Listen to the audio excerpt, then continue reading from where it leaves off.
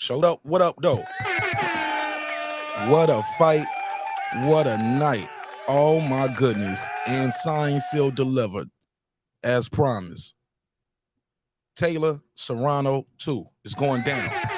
It's going down in Ireland. Ireland. Yeah, man, but this was a bloody war right here. Good fight. Good fight. Cruz, man. Cruz fought her heart out, man. Make some noise for Cruz. Damn, Cruz fought her heart out, man. What a fight. What a night. Make some noise for these ladies, man. Damn, man, that was a good scrap. What up? Baumgardner, too. She did her thing, but, man, she got to work on that tank, boy. That gas tank got low. Got to fix them holes. But he got to fix these holes. Yeah, man. Good job, though. Congratulations to all the winners. We're going to talk all about it. Give me 5 minutes. I'll blast the link out. I'm going to open the phone lines up. And, yeah, man, we're going to have a good conversation, man. Talk to me about what you guys think of this fight. And I'm going to talk to you as well. So, yeah, my boy Tar Heel Resin early. Shout out to Carolina. What do you mean by that? Carolina in the building. He said, wow, what a fight. Taylor versus Serrano 2. Women's boxing is making men look weak. Damn, do I got to put a case on it? All right, we're going to talk all about it. We're going to talk all about it. What a fight. What a night. Hell of a show. Hell of a show. Damn, man. Damn, this was a good card, man. I enjoyed this. Hitchens got busy, beat the brakes off of Bowser. Bowser showed some heart, though. So we're going to talk all about it. Give me 5 minutes. Let's run this intro. Let this room populate. It's your first time here. Smash the like button, subscribe, and let people know what side of the earth you roaming the turf. You back in the lab with your man, Mark Nash. Let's get it. This is my passion. This is what I love to do. But some days, sometimes, I'm just like you, man. I hate this job. Damn, I hate this job. Damn, I hate this job. Damn, I hate my job. Damn, I hate this job. I'm just like you. Damn, I hate this job. Man, I hate this job. Man, I hate my job. From a good dream I wake, sun rays on my face, planning out my day, hoping this ain't the one that I catch a case. I feel so good, I feel so straight. My manager keep calling me saying, hurry up, you late.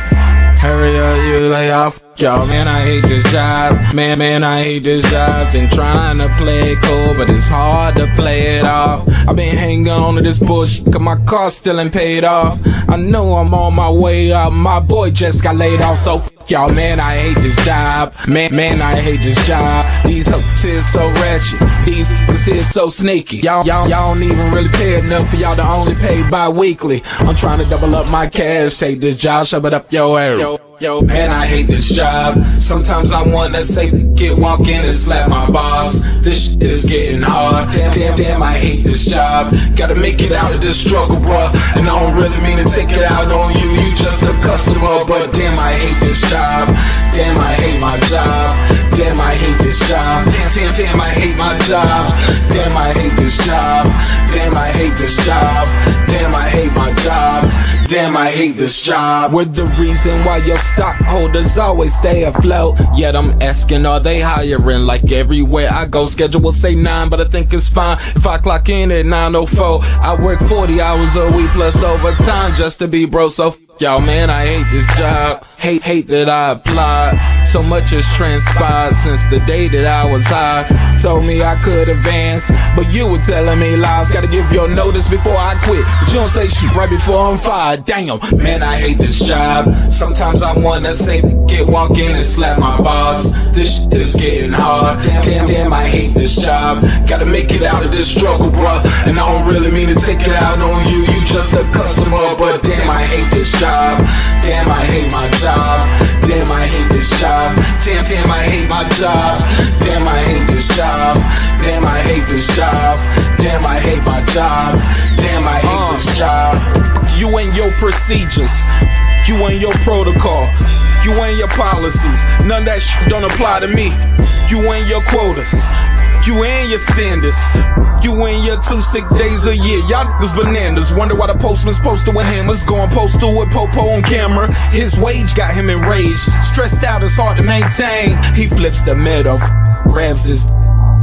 He said if you don't get the picture, I quit, you ain't shit. Mother, man, I hate this job. Sometimes I wanna say, walk in and slap my boss. This shit is getting hard. Damn, I hate this job. Gotta make it out of this struggle, bruh. And I don't really mean to take it out on you. You just a customer, but damn, I hate this job. Damn, I hate my job. Damn, I hate this job. Damn, I hate my job.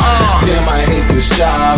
Damn, I hate this job. Damn, I hate my job. Damn, I hate this job. Look, man, I hate this job. I put my pants on one leg at a time, just like you. I'm out here trying to take care of my family. Damn, I hate this job. It's not always glamorous, for real, but I do what I gotta do for me and mine, you know?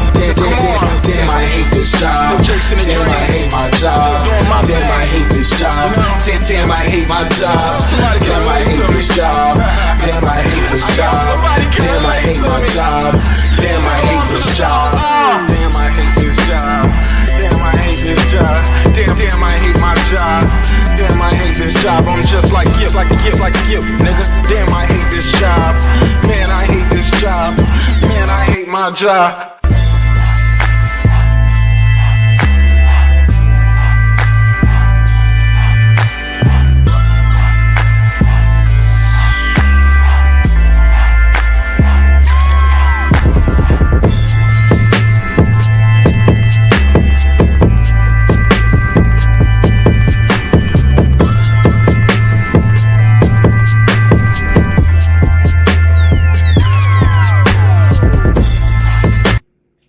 The views and opinions expressed in this program are those of the speakers, commentators, experts, and or the hosts. They do not explicitly nor necessarily reflect nor represent the channel's policy or the views held by the channel or broadcaster. The broadcaster or its channel cannot be held accountable for all or any views expressed during the program. Basically, if I didn't say it, don't come for me. You come for the person who said it. And please don't sue me for somebody else's words. With that said, let's start the show, motherfucker. This that squad sound.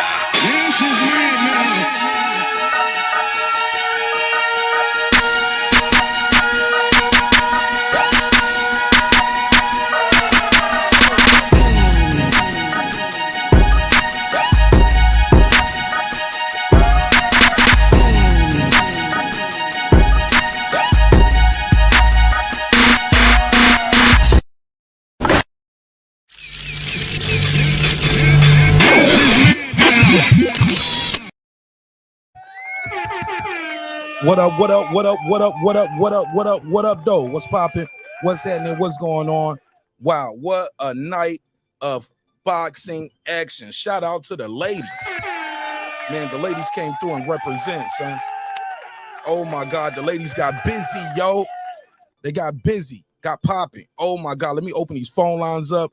I got to get y'all to call in. Y'all know how we do over here. We got the best immediate reaction show on YouTube. That ain't me saying it. That's y'all saying it.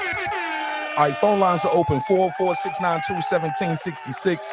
Let me put the number on the screen. Smash the like button on the way into the door. Oh, my God. And we got the announcement for the rematch. It's going down in Ireland. Ireland. Who's going to Ireland, baby? Who's going? Who's taking that trip? Oh, my God. It's hard not to support these ladies, man, doing their thing out here. Smash the like button on the way into the room. Phone lines are open May 20th, baby. Man, let's make some noise for Cruz.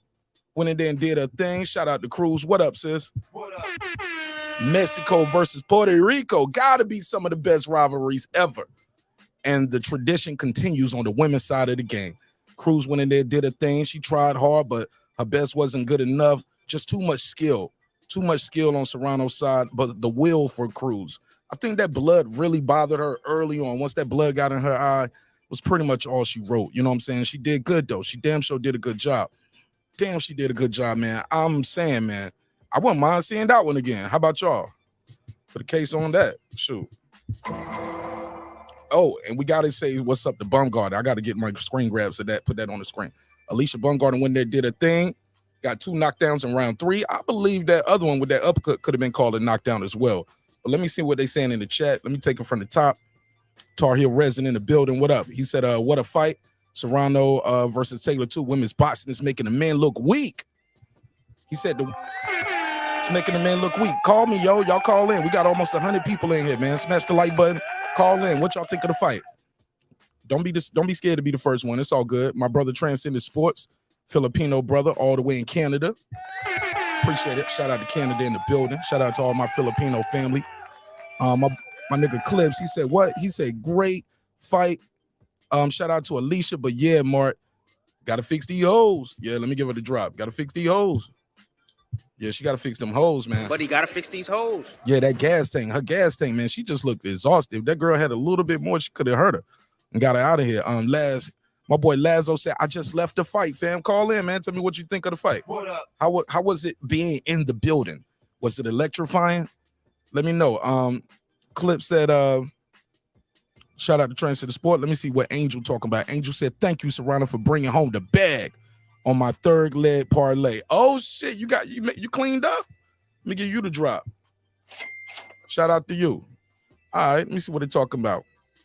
Laz said crazy. The few Mexicans, he said it was crazy. The few Mexicans was loud and they was deep as fuck. Cruz got a chin, man. Don't she? Yo, you couldn't hear it watching it on there, but Cruz was going at it with her trainers and people in the corners. We're like, man, just shut up. They was trying to wipe it. They was trying to put pressure on the blood to stop the bleeding, but Cruz wasn't having it. She wasn't having it. She was just ready to get back out there. I know this, man, for the people saying these ladies need 3-minute rounds and they need to do 12, I think whatever they got right now is good enough for them because they was all very exhausted, clearly very exhausted. But wow, what a fight, man. What a night. HOD, what up? He said, Angel said, definitely can relate. I hate this shit. I hate the shit out of my job. Right, yeah. Yeah, but I love this job tonight. I love the job tonight. I get to talk to y'all. I get to talk to y'all about boxing. Rematch is official. Yeah, let's talk about that. Man, I ain't gonna lie. I thought Serrano probably edged it that first time, but I don't know if that's my American bias or my East Coast bias. So I don't know. I thought she probably did enough to edge it, but it was times where she was getting clipped, getting picked with some good shots. But she got a chin, man.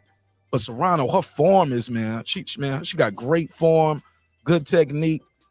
I thought it was times in there that she kind of smothered her work and let Cruz do all that wild swinging, man. I thought she could have shot that uppercut in there a little bit more. I love the body work from Baumgardner. I know I'm all over the place.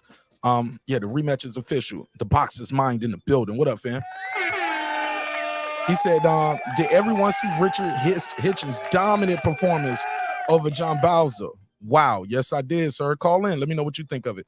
He said, what a master class. Check it out on YouTube. The Zone from Lay. Yeah, absolutely. Scan Rant said, flight to Ireland went from 650 to 1,000 after this fight announcement. I bet it did. It's a good fight, man. These ladies went in there and put in some work. Dominant performance from Richard Hitchens. HLD said, but some would rather watch Sweet Science. Get the fuck out. I love the Sweet Science. Like what Richard Hitchens, like I said, HLD, that's your opinion. That doesn't mean it's right or wrong. It's just your opinion. That's what you like.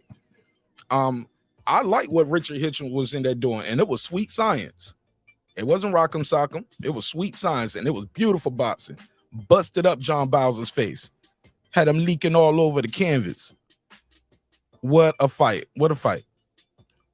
Drew said, Mark in the chat, he said Hitchens put on the most perfect technical performance I've ever seen. Ryan Garcia better stay far away. Yeah, he's very technical, man. Hitchens did his thing, though. Did a damn good job. So did these ladies and everybody on this card, man. This was a good card all the way through. Would have loved to have been in the building for this one. If you was in the building, call in, voice your opinion. Let me know what you thought of the fights. Hitchens is a technician. I couldn't agree more. Couldn't agree more. What up, though? What up? Good job, man. Good fight. Angel said Cruz is good, but Serrano gave her a whoopity whoop. Did she, though? Oh, man. Like I said, that headbutt and that cut, that just changed everything for it. This is, look at her, man. That changed everything for it. And there was a bad place to have a cut. It just kept, yeah, it bothered her all night. I think that threw her all the way off. But even still, Serrano was just too technical. But Serrano got a beard, too, because she was getting hit with some clean looping shots. But it's to her it's to her credit though. Like I said, she's a veteran, too much skill, too technical, just too much of a will to win. Serrano was not gonna be denied tonight. She wasn't gonna be denied tonight. Shout out to my brother Stephen Bateman. What up? Let's see what they're talking about. 603 on the MIC. What's your name? Where you from, family? 6.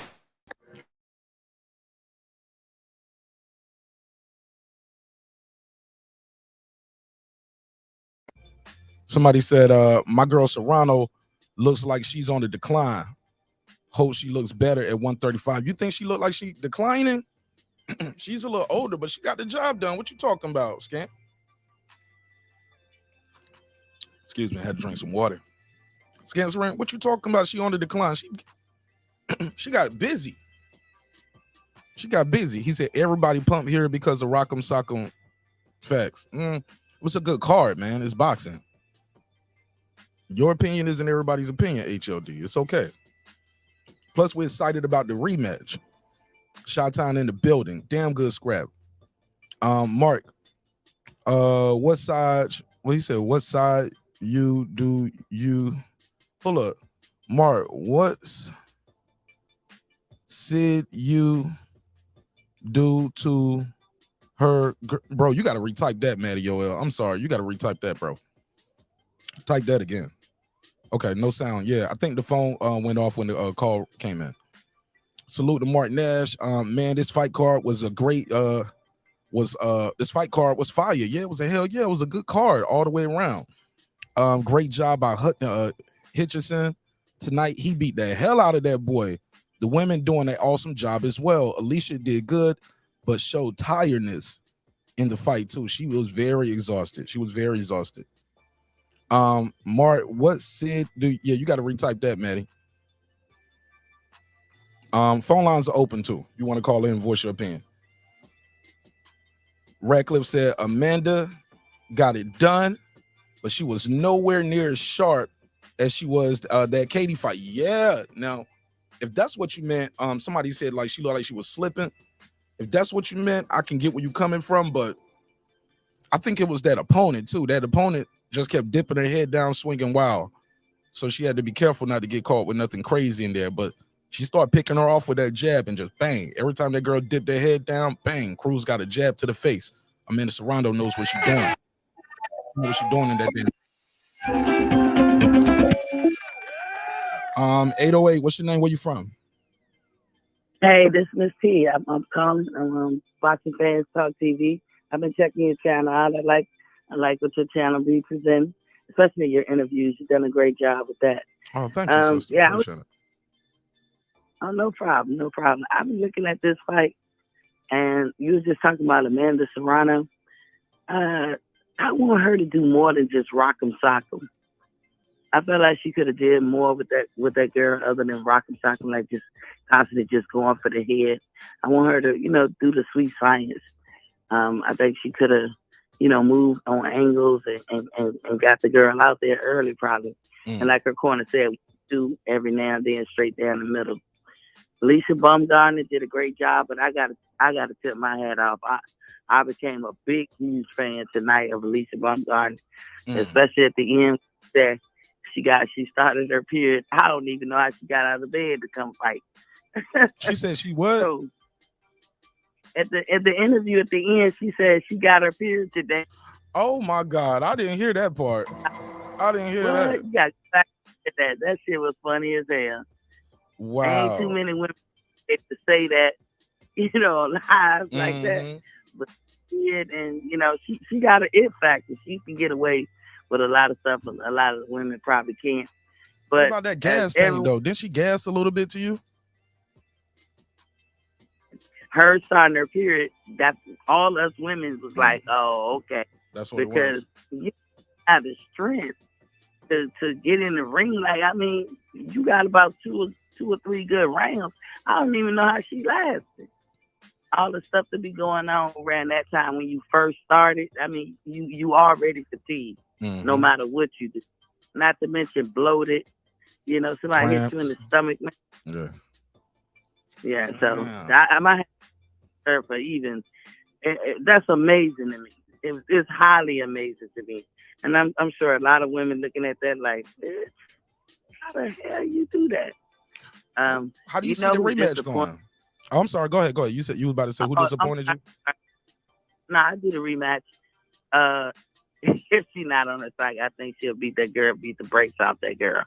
But Baumgardner got power for sure. She's a good fighter. I like how she do her angles and slip punches, and I like how she come down the middle with it too. So I think she'll do good. Both of them, all of them would do good in every match. The girls be putting on because, although I'm for fair wages for any fighter, you go through all that, you should get paid right. Mm-hmm. But all these other areas that people put in front of making a fight, I can't stand it. And right now, to me, the girls are outshining the guys. And I like boxing from the guys too. But they outshine because, like, you go through so much, like, you waiting on the fight, there's always something. There's always something complicated. And I be like, I thought a lot of guys, I always say this, I thought a lot of guys say women are emotional, or men have to say to women, and I don't want this to be a man against women, but I hear this a lot. It's business, ladies. It's business. Well, it seems like the only people who not emotional and doing business is the women right now. And that needs to flip back over, but it needs to be on both sides because it won't always like that with the men. They making boxing disappointing collectively as a whole. Not all male fighters, but it's just too much crap when it comes to your favorite fighters trying to fight. Okay. Did you watch the prelims? I'm sorry.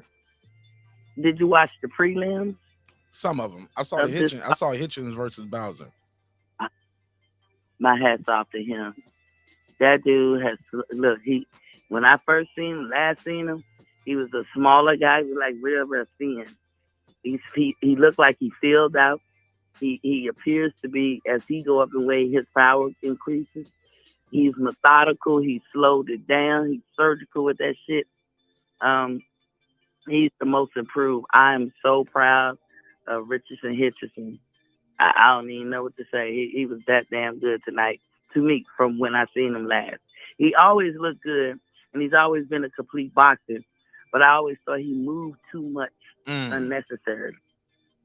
So the slowing down and being surgical, like he get the most improved to me. Like I was most impressed with him tonight than anybody on the whole card. And it's this lady named Ali. Where was she from? I don't know where she's from, but she was in one of the earlier cards. She could be a great fighter. I won't like her because she do that tactic Muhammad Ali used to do, like lean on your back and neck to make you tired. Which, if the ref lets you get away with it, okay, fine. But to throw punches while you doing it, that's what pissed me off. So I'm not gonna be a fan. Somebody need to tell her because it don't look like boxing. Yeah, it just looked like. Oh, I did see that. It was terrible. She fought the girl that had the New York colors on, right? She was she's 7-0, but she was in there looking like she was 0-0. Is that the girl? It was somebody in there who had a 7-0 record, and she was sloppy. I was like, nah. This the real thin girls. They was kind of tall, lanky. They probably was like 125 or 122 or something. But the white, it was a white girl with like peach like color clothes, white. And she kept that girl. In a sense, it's her fault for leaning. Yeah. But I feel like gonna use the tactic to make them tired because that will make a fighter tired. Okay, cool. If the ref don't stop you, cool. I mean, it's up to the other corner to say, ref, can you tell her to stop doing that? The ref will probably be like, she needs to stop leaning under her. Mm-hmm. And, you got to work it out. But to throw punches while you doing it, I don't like it. And the elbows and out. Yeah. Yeah. But before I let you go, though, I gotta ask you this though. How do you see the Serrano versus Katie Taylor rematch playing out? What do you see? This gonna shock people, and I love Amanda Serrano. I got Katie Taylor because Katie Taylor give me Floyd S vibes. What? fight last year. I don't know about that. I mean, because she boxes, she understands the science of it. Like, she do angles. She don't just rock and sock her. She be in, like, she gonna give Amanda Serrano. If all Amanda does is walk up on you and throw punches and take punches and just hit you in the face, she not gonna beat no Kaylee Taylor. Not in Ireland neither. Okay, she got to separate herself from the pack. All right. Well, I appreciate you guys. Then tell people your name again and how they can follow you. You said Box Talk? Yeah, my name's T. And I be on Boxing Fans Talk TV. A lot of your listeners, yeah, they be on that too. That first fight though, that black chick and the white lady with the black on, the white lady had the black on. That girl can hit, can't she? Yeah. But damn. But all in all, it was a good fight. And the zone didn't disappoint. I had a good time. I was seeing fighters that I didn't know, like Rivera. I think his name is Rivera. He did an excellent job. Richardson, like I said, I was most impressed with him over everybody tonight. The girls put on like they always do. And I think when women fight in the States, they should always go to New York because New York supports. Yeah, New York been holding it down for the ladies, man. They have. If you go to like Atlanta or Vegas, they might not sell out. But I think until they build their following, they should always go to the Mecca, which is New York for them. No doubt. Well, all right, T, I'm glad you called in. Don't be a stranger, man. I'm looking for you now. I'm going to be looking for you every time now. All right, if I can catch you, I'll try to catch you. And I'm going to check y'all out over there at Box Fans TV. Boxing Fans Talk Boxing TV. Fans Talk TV. Cool. Yeah, the fans got it in it. Boxing Fans Talk TV. For sure. Appreciate you, man. Thanks for the support. All right? All right, no problem. Peace. Shout out to T. Good call. All right, phone lines are open. 446921766. 446921766. Call in. Let me know what you think of the fight. Shout out to Maddie Yoel for supporting the show. He said, Maury, what did you do to her? I didn't do nothing, bro. He was talking about the bloody cut. She got a headbutt, though. It was from a headbutt, not a punch. So that's what happened. Let me give him a drop. I got 5 on it. Lisa Bell's in the building. She said, great weekend of boxing. I couldn't agree more, sis. I couldn't agree more. Hell of a night of boxing. I enjoyed every bit of this. From yesterday to today, I was like, man, shit. I woke up today. When I did wake up, went in there, ran a couple miles, hit the bag. You know what I'm saying? I was pumped for these fights, man. I couldn't wait. Had me a nice piece of grilled salmon, a little salad. Like I was training for the fight. Lisa Bells also said, congratulations, Amanda Serrano, the first Puerto Rican undisputed champion, male or female. It's amazing, man. It's amazing. I love seeing history made right there in front of our eyes, man. So we're watching history get made right here in front of us. And the women are getting it done. The women are getting it done. So I think that's super dope. Stephen Bateman, okay, we got some shout outs. I'm gonna skip over the shout outs and I'm gonna go right to the comments. Connie Nigma, what up, bro? What's popping with you? What up, though? What up? He said, nah, nowhere close to Floyd. That's her opinion, though. It's all good. 917, what's your name? Where you from, family? Yo, Nash, what's popping, man? It's Lazo the MC, aka Uppercut TV, man. What up, bro? What up? Chilling, man. Yo, it took me a while to find the whip, man. It's cold as fuck in NYC right now. Talk to me, man. You was in the building tonight. How electrifying was the atmosphere? Bro, I'll tell you like this, man. It was cold as fuck walking to Madison Square Garden, but the atmosphere in the building was hot as hell, man. Yo, I'll put it to you like this. When I say Brooklyn was heavy in the building, like, that's an understatement. Brooklyn was in that bitch like crazy. Aside from that, right, as you would imagine, there was Puerto Ricans all over the place. You know what I'm saying? So it was crazy. But the few Mexicans that was in there, once the Amanda Serrano and Erika Cruz match started, the few Mexicans that was in there made their presence known, man. I know that's right. Started chanting. Yeah, man, yo. So where am I going to start? So let me start from the Hitchens fight, because that's when I walked into the building in the Hitchens fight, right? So I walked in like in the second round.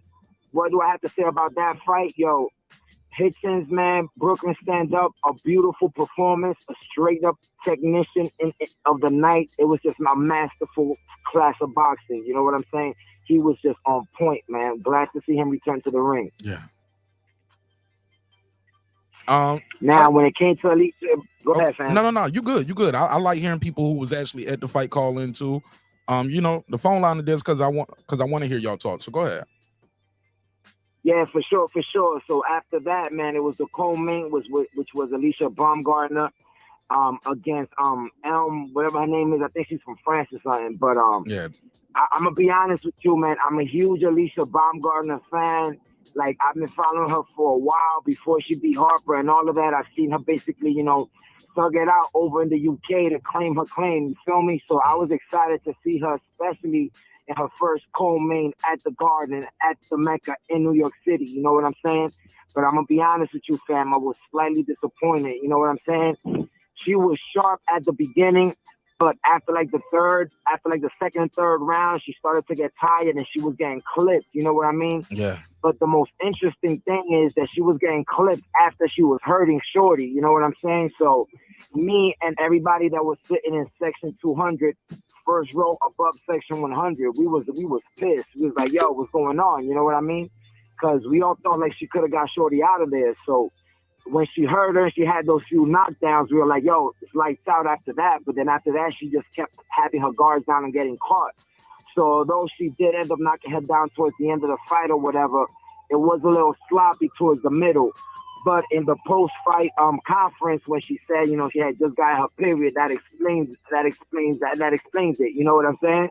Yeah. So with that said, a big salute to Alycia Baumgardner. She did her thing. She dropped her a few times. Should have taken that competition out of there sooner, because I don't think Shorty was on her level. But nonetheless, aside from her having her period and all that, I mean, the bright lights in New York City, baby, and it ain't nothing like that, man. It's comparable to Vegas. So I don't know if the lights got to her or what she was dealing with health-wise. You know what I mean? Yeah, she did great body work, though. I will say that. I just think after she dropped Shorty the first time and the second time, she thought she had her out of there. She thought the ref was gonna stop it. She thought she was gonna have a gas tank and all that. Yeah, because she knocked it down twice in the first 50 seconds, bro. She was down twice in the first 50 seconds of that third round. And I was so close. And yo, Nash, I was so close, right? That right after the knockdowns, like I was so close, I could reach her opponent's body language. And she had noodle legs and she wasn't there. So it was like there was no reason for her not to like take care of it earlier. You know what I mean? But nonetheless, this is boxing. You know what I'm saying? We don't know how hard those counters hit. You know what I mean? It is what it is. But nonetheless, she got a W in impressive fashion. You know what I mean? Man, she did her job, bro. She got that shit done. How do you see the rematch going? How do you see the rematch going between her and Michaela Mayer, based off what you saw? I think this is a huge learning experience for her. I think she's learned to not take any opponent she's learned to take every opponent serious and take every opponent as if it's gonna be the person that's gonna shut her lights off after tonight's performance. Because I saw that in her eyes, like, oh shit, she was doubting herself after she thought she was hitting her with some shots that would have knocked like turn her lights off. So with that being said, I think we're gonna see an Alycia Baumgardner that we've never seen before come that fight with this chick.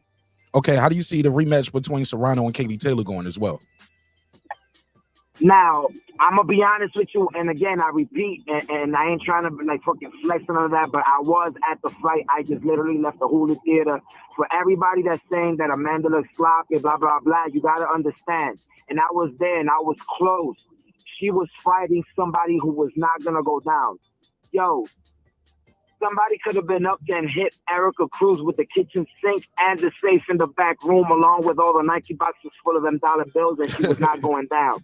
You got to understand, she was fighting a Mexican shorty that was destined to not let her country down. So it's more of a testament to Erika Cruz than it is a knock on Amanda Serrano.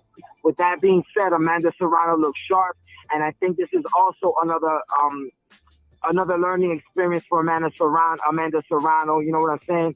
There was never a point in the fight where she was hurt. Again, I was there. I was close. But my she question, never got hurt so by my question Shorty. is, Go ahead. but the question remains: how do you see her matching up against Katie Taylor in the rematch, though? She's knocking her out by the eighth, bro. When I tell you that, yo, I'm Dominican, right? But that's close enough to being Boricua and being Puerto Rican. That room was special, my brother. Like, I felt like I was Tony Sunshine and I was a part of Terror Squad back in the 90s with the fucking electricity in that building. She is not letting her people down, bro, at all. She's going to dig deep and bite down on that mouth guard, and she's going to knock Shorty out, bro. And Katie Taylor, I got footage, but I'm in the whip right now. I got footage when Katie Taylor got in the ring as Amanda Serrano was getting interviewed. She was scared, bro. Nah, she I was ain't gonna say that. I don't know if it was the electricity or none of that, but I was seeing her eyes. I got close up and everything. I'm gonna post that short later. You know what I mean? Like, she ain't as confident, but we all saw what Amanda Serrano did in the first fight. Yo, lights out in the second fight, man. Okay. But I don't want to take too much of the time, you know what I'm saying? But everybody who's in the building, if y'all in the chat, man, don't be greedy. Make sure y'all hit that like button. It's free. Show this man some love, man. This man is one of the premier boxing content creators online. You dig? Show this man some love. Give him his flowers, man. You already know, man. I share this man's content every time I get a chance, man. Much love. Yo, Mark Nash, you already know what you already know. You my brody. You already know what it is, man. It's all love, bro. Thank you, bro. You already know I'm on my way home. I'm trying to stop in Dykeman and get me some frituras, a chimichurri or something, and a nutcracker, man. It's a lot. It's a lot of shit going on in Dykeman tonight. You better be careful over there, boy.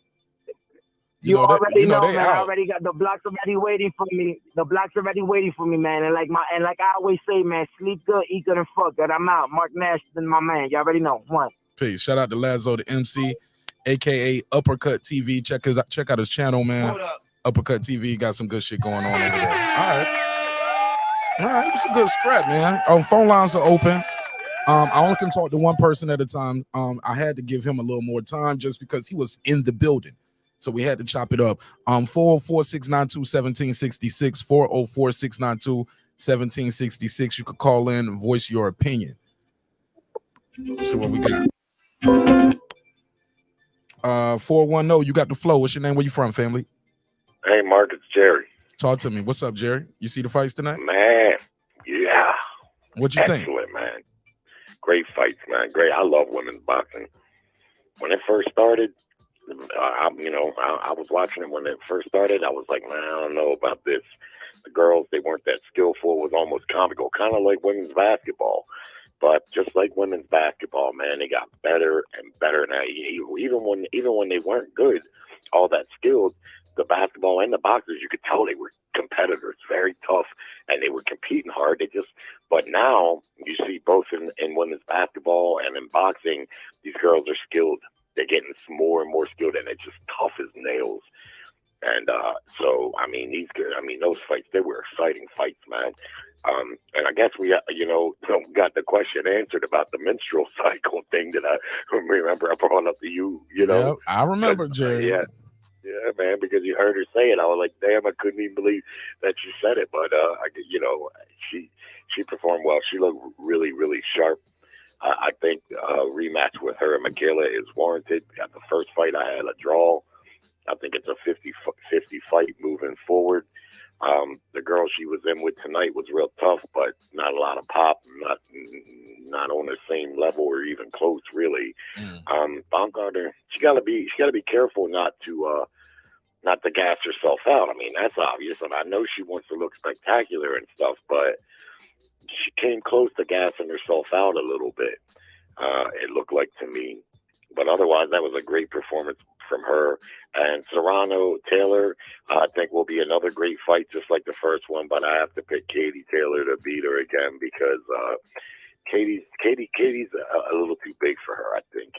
And not only that, Serrano is a hell of a fighter, but she looks to me like she's slipping a little bit, just a little.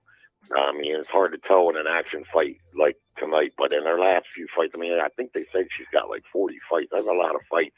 Yeah. And I see a little slippage in her, but she could win. You know, I don't see that as a 50-50, but it's very close to a 50-50, but I'd favor Taylor.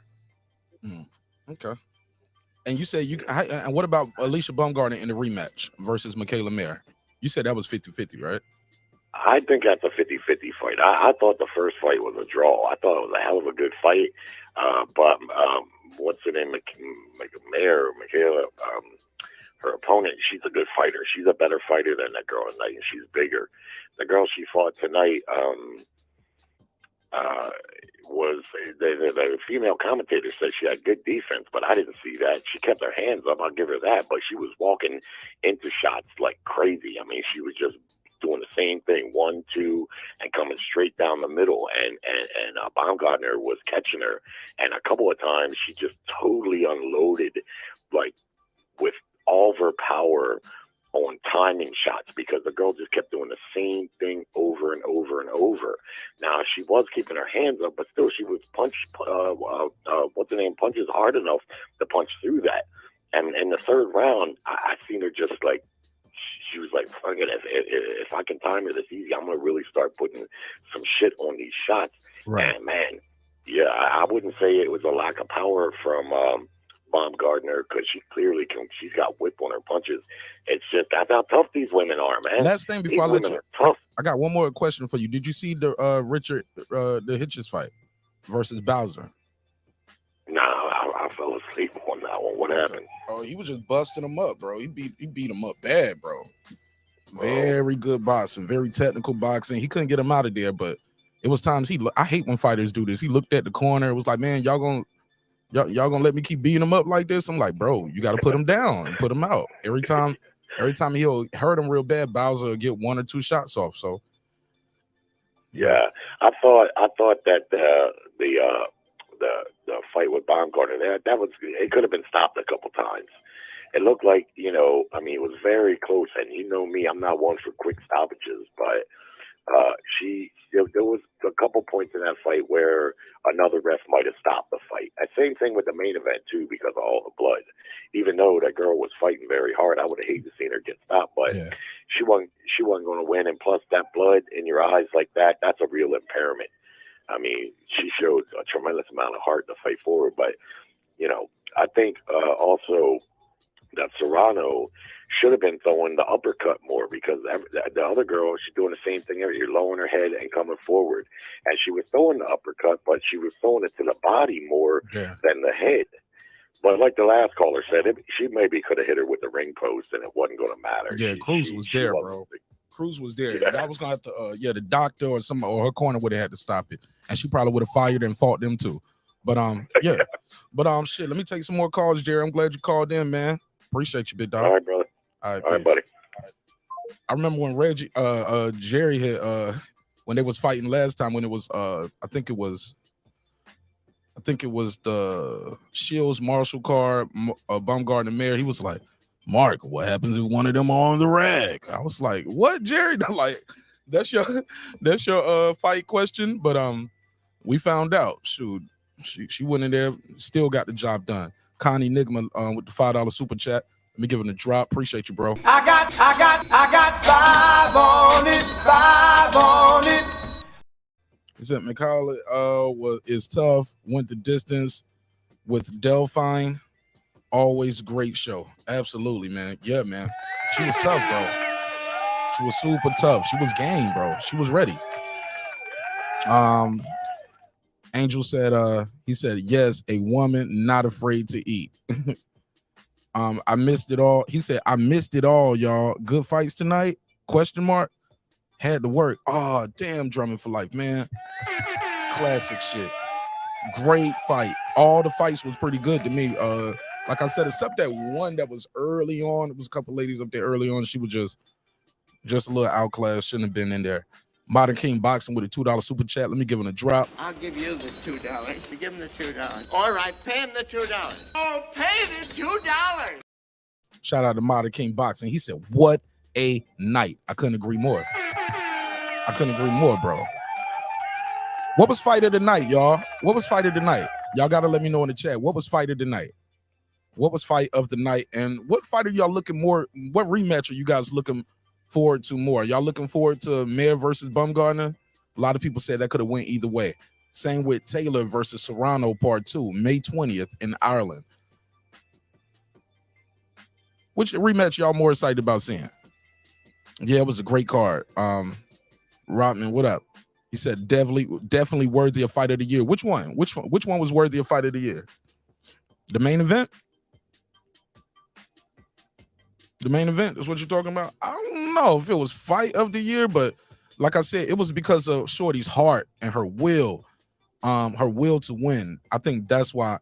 But far as skill for skill, I don't think she was I don't think she had a chance to win in there. Skill for skill. Her technique, the dipping low and just looping the shot. She should have straightened some of those shots out. I'm sure her corner was telling her that as well. Yeah, just overall good work from all the ladies. But I want to know what was fight of the night for you guys, and which rematch are you most excited about seeing? Food Revolution, she said, I thought they were going to throw the towel in on that fight. Bruh, I'm sorry, sister. Who you telling? Put a case on it. And if they did, nobody would have got mad. Look at all the blood. She's a warrior, man. Tell you what, Cruz got some new fans tonight, though. If you didn't know her before, you know her now. Let me say that again. If you didn't know her before, small hats, you know her tonight. Great work from all the ladies. Somebody said 70 people in the building and we ain't even getting the lights up. Let me see. It was a bloodbath. I loved it too. Shit, I think that cut she got on Serrano came from a punch though. Serrano had a cut over her eye as well. I think that came from a punch, but like I said, Cruz was game. I just don't think her style and her form and her technique was enough to ever beat Serrano, cut or not. That's just me though. It's not me dissing the sister. I think she's a hell of a performer and tremendous athlete. I mean, she really gave it all, man. She was just so exhausted at the end of that fight. Drummond Light, he said, bet him up. Watching the highlights. Glad it was a great fight. Shoot, I think that whole Baumgardner card already on the internet. I mean, the Baumgardner fight is already on the Zone, I think.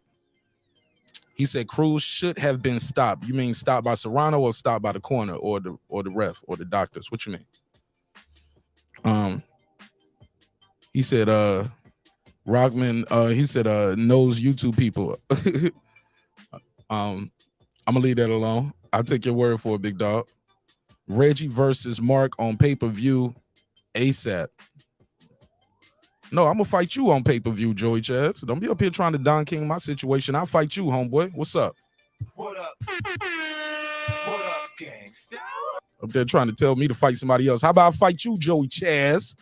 Joey Chaz. 70 people in the building. We got about 80 something in here now. Y'all smash the like button on the way into the room. Also, the phone lines are open. Let me make sure I got the phone line on the screen. 404-692-1766.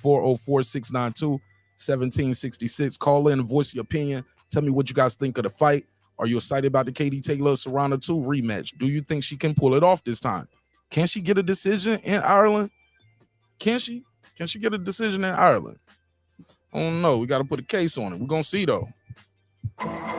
It's a pretty quick turnaround, too. February. What's this? April.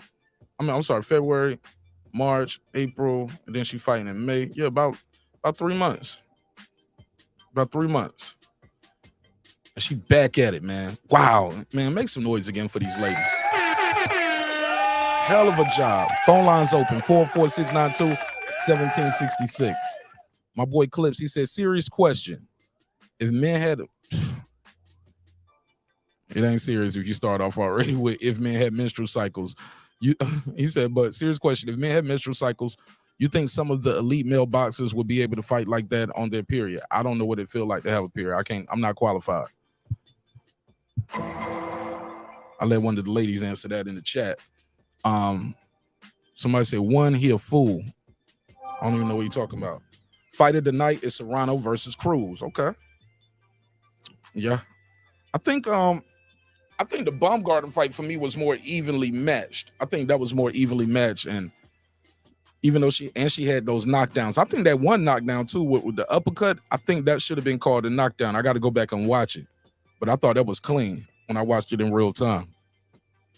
Main event was fight of the night. All right, Jalen, what up? He said, Shadeja Green would give Shield some good work. Okay, put a case on it. I'll watch it, Jalen. Like I said, the women went in there, did that damn thing tonight. Really proud of all the people that competed in this event. Clip said Serrano versus Cruz was fight of the night. Hitchens was performance of the night. All right. I ain't mad at that. I ain't mad at that at all.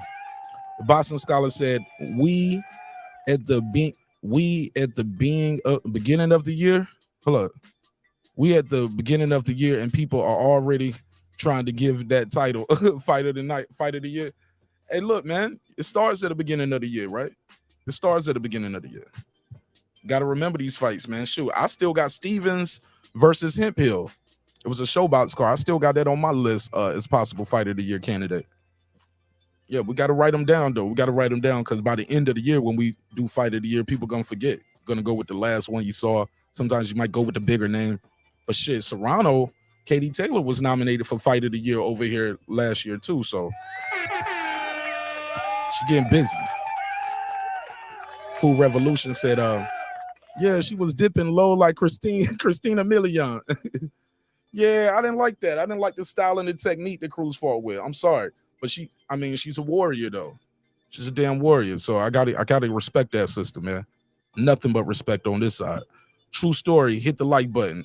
I know that's right. Let me give him a drop. Appreciate it. All right, let me see what they're talking about. Oh, that was a headbutt. I thought the okay, so I didn't see that. I didn't hear the referee say that. So I thought it came from a punch. One of them wild shots got in there to cut on Serrano's eye. Clip said that Cruz family from Mexico sure got a heart. I tell you, Erika and Isaac Cruz out here for real. TJR, what up, bro? Nick Rich in the building, what up? Mike Biggs Boxing, you did a good fight call over there as well. He said, Martin Nash, my guy, great fights tonight. Call in, Mike. Number on the screen, call in. Give me your opinion on the fights. Adam Kelly, he said, good day, mate.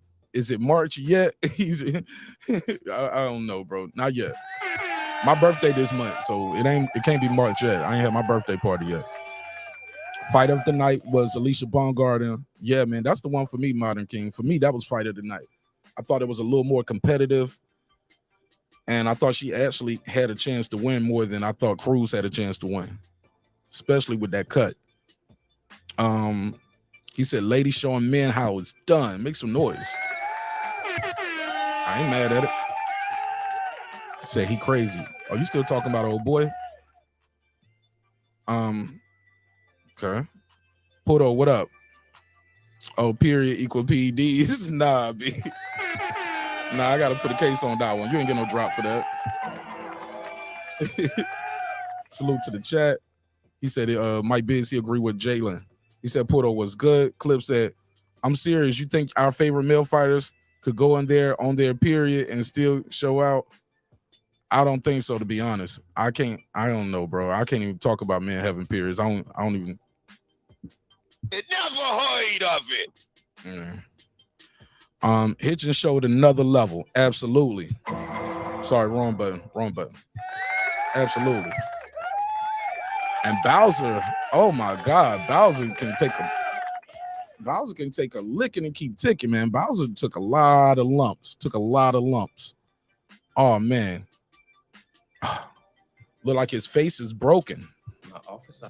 Yeah, I think his face. My back is broken. What, a vertebrae or what portion? Spinal. Yeah, facial. Your face is broken. What part? Orbital. It looked like he got his face broke. Baumgardner, a pure boxer. Serrano, I'm not sure yet. Really?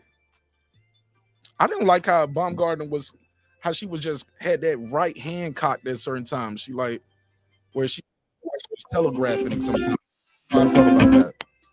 802, what it do? What's your name? Where you from, family?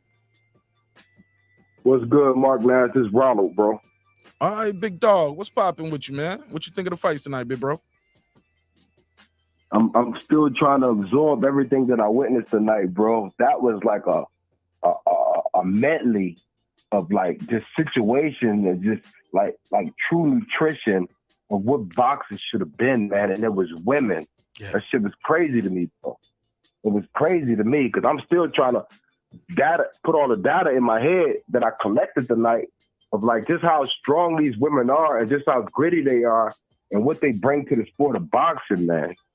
That shit ain't easy, bro. From the from the prospect fights on up. Yo, I was watching that chick, Ramla Ali, yo. She was nice. That started me out. That was like an hors d'oeuvre for me, bro. I was all in because I like the way she boxed and shit. You know what I mean? And that chick that she was fighting, one of those slouch either. That Italian chick she was fighting. And, you know, and then it just got to the point where I was like, I seen a chick come in a wedding dress. I'm like, yo, this chick just came in the ring with a wedding dress on, bro. Oh, yeah, with that red. That was the chick that... I never seen nothing like that. I never seen somebody come into the ring with something like that. I thought it was pretty elegant. Shout out to the French, man. They know how to do it, huh? Tell me about it, bro. I think that's the chick that Alycia fought, if I'm not mistaken. I'm not sure. Yeah, that was the girl. Yeah, that was her. Yeah, and then it's like she actually could box. And she was like really trying to give it to Baumgardner. I thought Baumgardner gassed like around the 7th, 8th round, bro. I thought she was gassing, yo. And that chick was just steady pressuring her and picking her shots correctly. And Alycia was in trouble, a lot of trouble. Yeah, she gotta fix them holes, bro. But he gotta fix these holes. Woo! She gotta fix them holes, bro. Yo. That gas tank, bro. Man, I don't know, man. But if she did, I do feel like she got more experience with that fight. So if her going up to fight, what's her name, Michaela Meyer? Oh well, if they do that, yo, that's a big fucking fight, bro. That's a big fucking fight. Who you think wins that? Who you think wins that rematch between Baumgardner and Meyer? Well, right now, I forgot what Katie Keller looked like. I mean, Michaela Meyer looked like her last fight. I don't think she fought since then, right? Not that I know of. Well, I gotta watch her one more time, yo, because I seen like how Baumgardner actually does level up, and even though she was in trouble, I saw somebody who knew how to think, how to survive, how to try to pull it out. You see what I'm saying? That's what I saw. So I got her right now, but I got to see Michaela Meyer back in action, bro. What about the rematch between Katie Taylor and Serrano? How do you see that going? Actually, I ain't gonna front, yo. I like Katie Taylor a lot. I ain't gonna front, yo. I like Amanda Serrano, but I didn't see her like do anything significant again tonight. And I seen like that chick. See, the thing about Katie Taylor is she doesn't like step it up when it's crushed. I mean, Amanda Serrano, she doesn't step it up when it's like really like time to dig deep. I don't think she just she's subtle with it. Really? I know she's got a ring eye. Yeah, she's like subtle with it. She should have tried to get that chick out of there. She didn't try to get Erika Cruz out of there, so I gotta go with Katie Taylor, bro. That chick's a dog. Okay. That chick is a dog, bro. Okay. She's crazy as hell, but she's a dog. What you and think they of fighting in fucking Australia? Oh no, they fight in Ireland. They fight in Ireland. Yeah. Mm-hmm. You think Serrano can get a decision in Ireland? You think she'll get a fair shake? Not if she be subtle. Not if she don't understand like what's really going on right over there in that country. Like certain people can go to different countries and perform better. I don't know if Amanda Serrano can do that, bro. I really don't. And she got to go up a weight class to do it too. Don't she got to go up a weight class? She was fighting at 126 tonight, right? Oh. She got to go to weight to do it, bro. She got to go to 135 to do that. No, 130 to do that. Or whatever the fuck Katie Taylor had. She's up a division. Yeah, she can get it done. She can make that. I don't know, bro. Them odds gonna be crazy on that fight, though. Woo! Somebody can come up like AJ to Andy Ruiz on that one. Remember how Andy Ruiz beat AJ? That type of thing. It's gonna be one of them type of nights. It could be an upset. Don't get me wrong. It could be an upset type night. But that was a great night of boxing, man. I just wanted to call in, chime in, man. And I'm still in awe. I'm still trying to absorb everything I saw tonight, bro. I ain't mad at it, bro. Yeah. That's why I like to do these immediate reactions, get everybody's, like, soon as the fight is over, let's talk about it right then. Because, you know, everybody gonna have a different opinion probably on Monday or Tuesday after they rewatch the fight a couple times. Exactly. But I like to talk to people right after they saw the fight. Yeah, man, I watched all of them. I usually go in chats and watch, but I was like, you know what? Fuck this. I gotta see this shit. Dazin put on a night, yo. I feel like they did the top-notch thing today. They always do it with women too, yo. It's crazy. Like I feel like they took over Showtime. Like, 'cause I had Showtime at number one, but now I got Dazin at number one so far this year. It's putting on the best event so far. That was a fire card, bro. I didn't see the Hitchens fight though, but I guess I'll get to catch the rewind on that. Okay. All right. Yeah, he did good, man. It was a one-sided, man. I don't even think Bowser won a round, but it was a good boxing performance from Hitchens. Show he had some wrinkles and show Mayweather Promotions might have dropped the ball by letting him go. You know what? Oh well. I'm glad people leaving, yo. I mean, I just want to see those guys that we consider prospects shine, like the women shining. The men not even shining, bro. The women are shining, and they all like elite prospects. It's crazy, bro. But that's boxing for you, you know. All right, yo. I just want to call in and give you my, say shout out to you, man. I'm glad you went live, man. I like to talk soon after a fight happen like that tonight because I'm sitting at home, my girl sleep and shit. So. Man, I do it every big fight, man. I'm up here. We up here talking about it, man. So pull up. Don't be a stranger, bro. You know it's all love. All right, one, fam. Yeah, I remember, bro. You've been around since like year one, bro. Like one of my first, like probably my first 5 or 10 lives. You was there, so I'm glad we still riding. We still riding in. Hey, look, back then I probably. Say that again. I'm listening. Go ahead. Remember when I think I called you right after the Sean Porter versus Earl Spence fight. I think I called you one night right after the fight or some shit. Yeah, hey, back then I would probably only have about 5 people on the live back then, but you was one of them 5, bro. So thanks for sticking in here with me, bro. We growing. No doubt, yo. My brother. Peace. True leader. All right, salute. I don't know how to say this. Is this Dr. Males? Dr. Males? I don't know. I'm sorry if I'm saying your name wrong. Call in. They said Serrano's trainers suck because number one in her corner told her to throw uppercuts. That's all Serrano had to do. She would have knocked Cruz out early. Yeah, because she was leaning in and leading with her head. I think she could have got her with some uppercuts. Also, worked that body a lot earlier. Well, I think, was that her? Yeah, she was working the body early. I think that was her that was working. I know Baumgardner was doing it. Beautiful body work. Great body work. Boston Scholar said people were too focused on her ass, not the fight. Come on, bro. Rockman in the building. Appreciate you guys. Food Revolution. She said, yes, Serrano should have been throwing more uppercuts to Cruz. I thought so too. I thought she was right there for it. Cruz was looking down, wasn't even paying attention. Thought she was there for that. Food Revolution. I agree, Food Revolution. Alycia might need to lose some of that muscle. Contrary to popular belief, muscular body builds work against you as a fighter. Absolutely. Those muscles need oxygen. Yeah. Those muscles started taking oxygen, man. That guy, look at Anthony Yard. Look what happened to Yard versus Beterbiev. That guy clips, yes, muscles take oxygen. There she goes. She said the same thing, which takes away from your stamina. Phone lines are open, 404-692-1766, 404-692-1766. Call in. I'll put you right on air. Let me see. What time is it? Let me see what we're looking like with the lights. We get these lights up, I can go and drop the link. Get y'all on the panel. Let me see. Let me see where we at.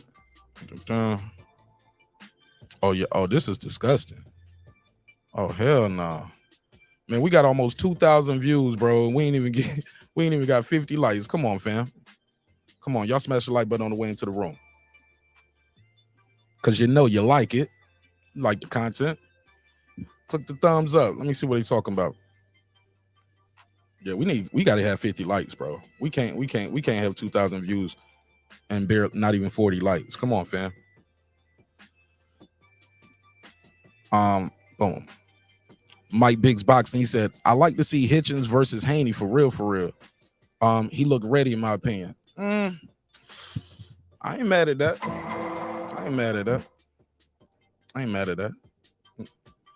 Miss Perry, salute to Miss Perry. She said, so what's the difference if she had less muscle? That argument is dumb. Well, I think, Miss Perry, what they're talking about is like the muscles, like I'm saying, the muscles get you tired. People with a lot of muscles usually tire a little quicker. I think that's what they're saying, though. But shout out to Miss Perry. Yeah, your O2 intake. Food Revolution is her style. Head movement is needed from AB. Okay. I ain't mad at that. Shout out to Miss Perry. Yeah, I think she. Hey, look, I noticed that too. Did y'all notice that? Like, she, the herky jerky style she was doing with Mare, and she just seemed like she was more explosive versus Michaela Mare than she was tonight. Still did great though. Still did great and got it done. But it was like even after that round where she had hurt it real bad, it's like she took that whole second round off, and her corner told her, hey, look, even when you're taking a break, you got to get those jabs going. Keep the jab going. Make them think. Got to make her think. Make her use energy just trying to get out of the way of your jab. Ebony, bro, Joey Chaz, stop all the trolling, bro. We having a real conversation, bro. What you on? That guy Clips 330, he said, I say it all the time when I watch MMA. Those buff, mostly black fighters usually have no more than 2.5 rounds of stamina before they gas out. Could be. All right, I'm getting caught up right here with the chat. Rodman said via Google, boxers want lean muscle mass to develop strength, endurance, and power while also improving speed and agility. Bellator got on CBS, but PBC can't get a free fight.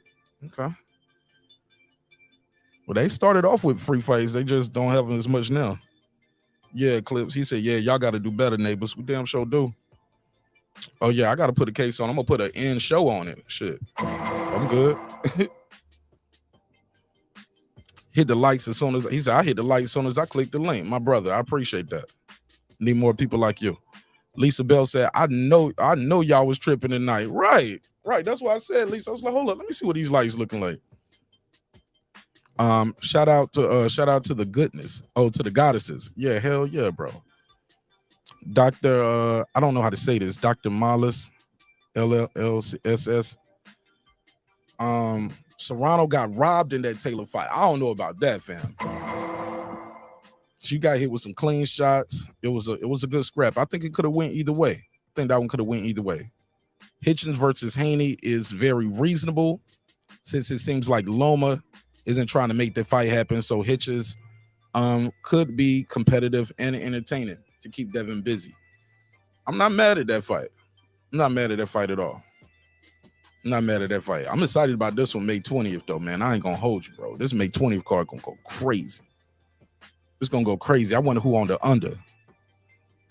Lisa Bell said, I feel like I was watching a Rocky movie watching Serena versus Cruz. Hell yeah, man. It was getting busy, man.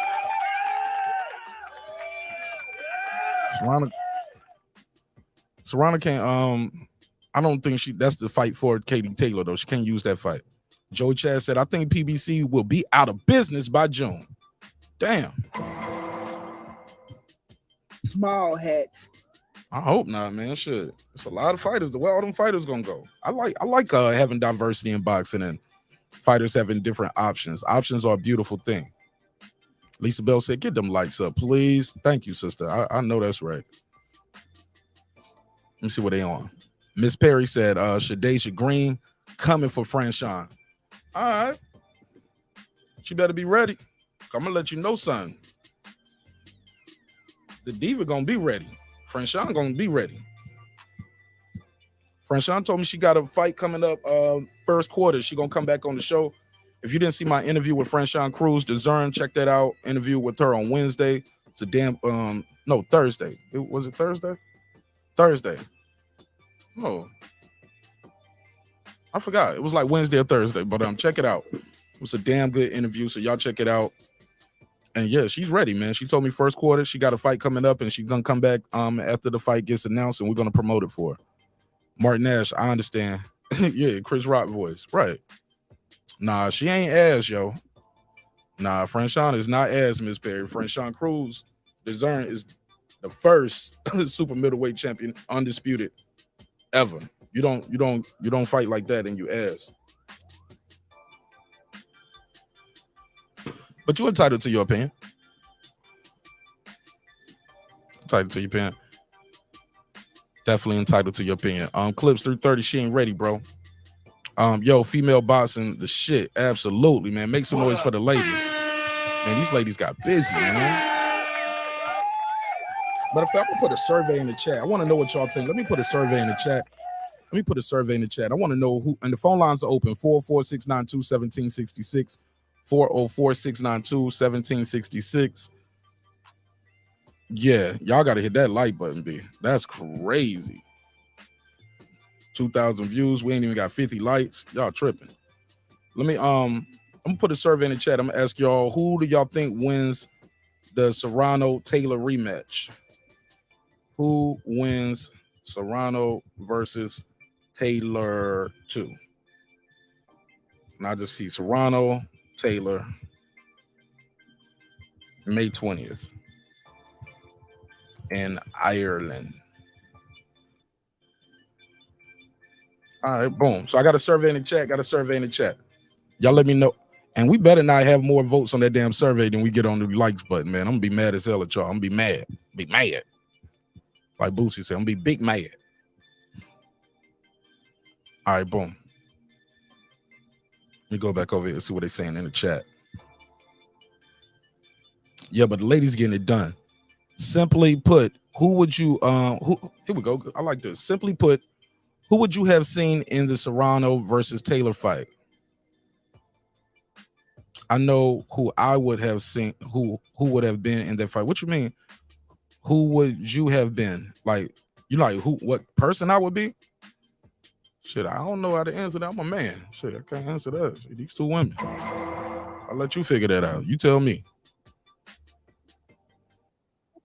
I hope he beats Oreo. I hope he beat Oreo out of plant. 856, you in the mix. What's your name? Where you from? This is Dramaless. Drama. Oh, that's what that is. Dramaless. Yeah, short for Dramaless. So I put some people say Dr. Malus, but it's short for Dramaless. Okay, talk to me, man. I don't like drama in my life too much. Anyways, like I said, the reason why I say Serrano's trainers suck because I think Serrano got this far in her life and her boxing career with her natural talent, and she got power. So, I mean, I've been involved. Turn the TV down in the background, Dramaless. Turn the TV down in the background a little bit. Oh no, let me get away from my phone.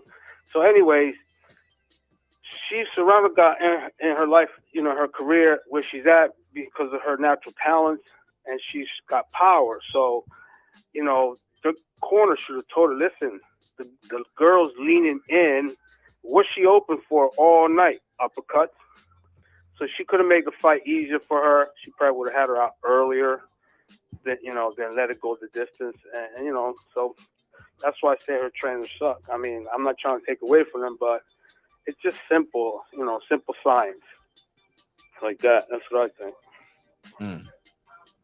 So what did you think of Baumgardner's performance? She was doing pretty good early, and like the other gentleman that called, she did kind of got a little tired, so that caused the other lady to get to her a little bit. So she needs to work on her stamina a little bit, get that going.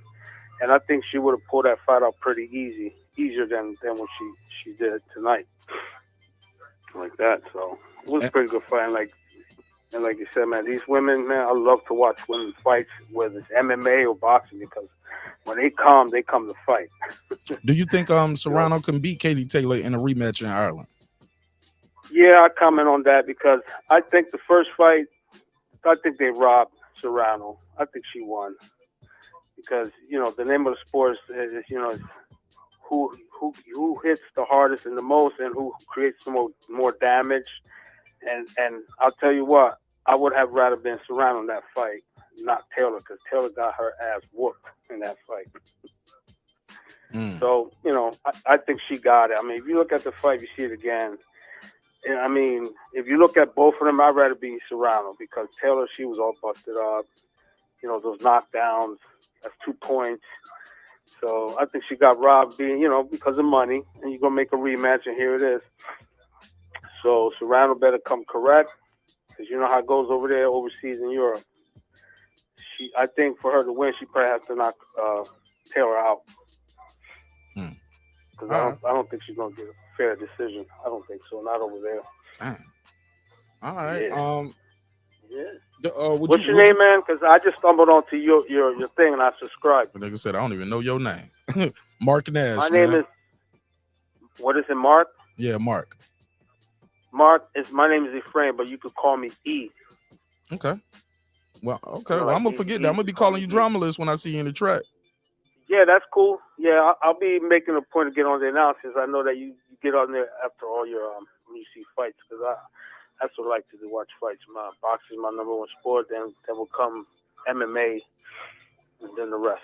All right, well, shit. Check out some interviews I did this week, man. I talked to Franchon Cruz, Christy Martin, Rachel Donaire, Nonito was up here. So yeah, it was a packed week, man. So check out some of the playback on the interviews. All right. Oh yeah, that's cool, man. All right, man. I don't want to take up any more of your time. Appreciate you, man. You got a good thing going here. Man, you're a part of it now. You're a part of this good thing. How about that? All right. My brother. My man, talk to you later. Yes, sir. All right, good call. My man said, I don't even know your name. What show is this again? And he said, I don't even know what show I'm on. I saw what you said too, Miss Perry. She said she's coming for Franchon's ass, not Franchon's ass. I get it. I'm gonna watch that one. I'm excited about it. I'm excited. Food Revolution said, like I said before, PBC need to get their money, for their own fight app since they don't want their fighters to cross the street. Yeah, man, that's crazy. Don't get me on it. Don't get me started, sis. You know, I'm not a fan of no promotional company. I'm a fan of the fighters. He said, hit the subscribe button and join True Media World. Absolutely.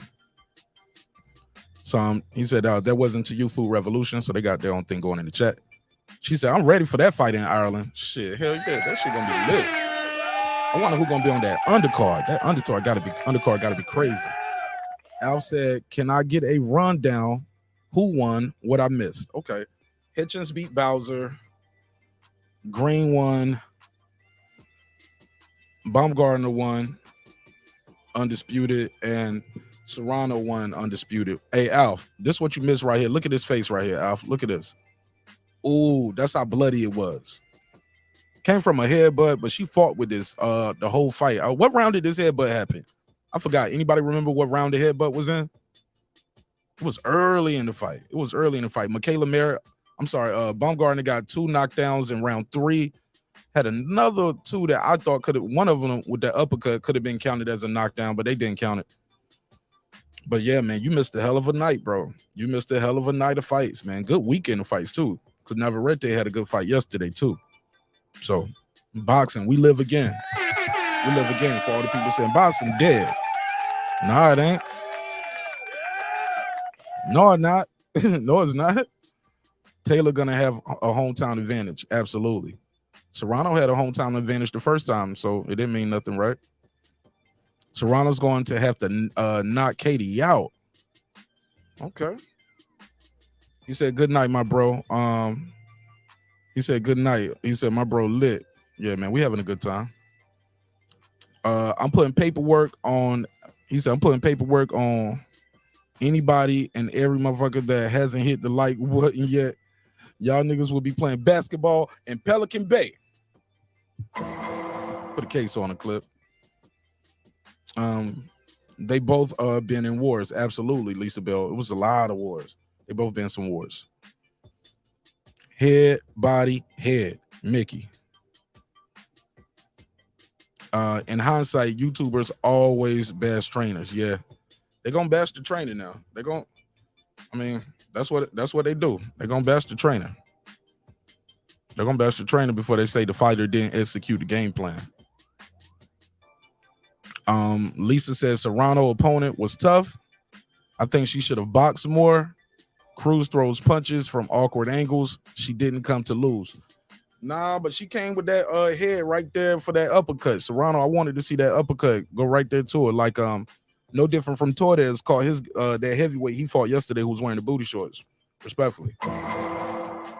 Yeah, that dude came in there with the booty shorts on. And caught that uppercut, rushing in with Torres.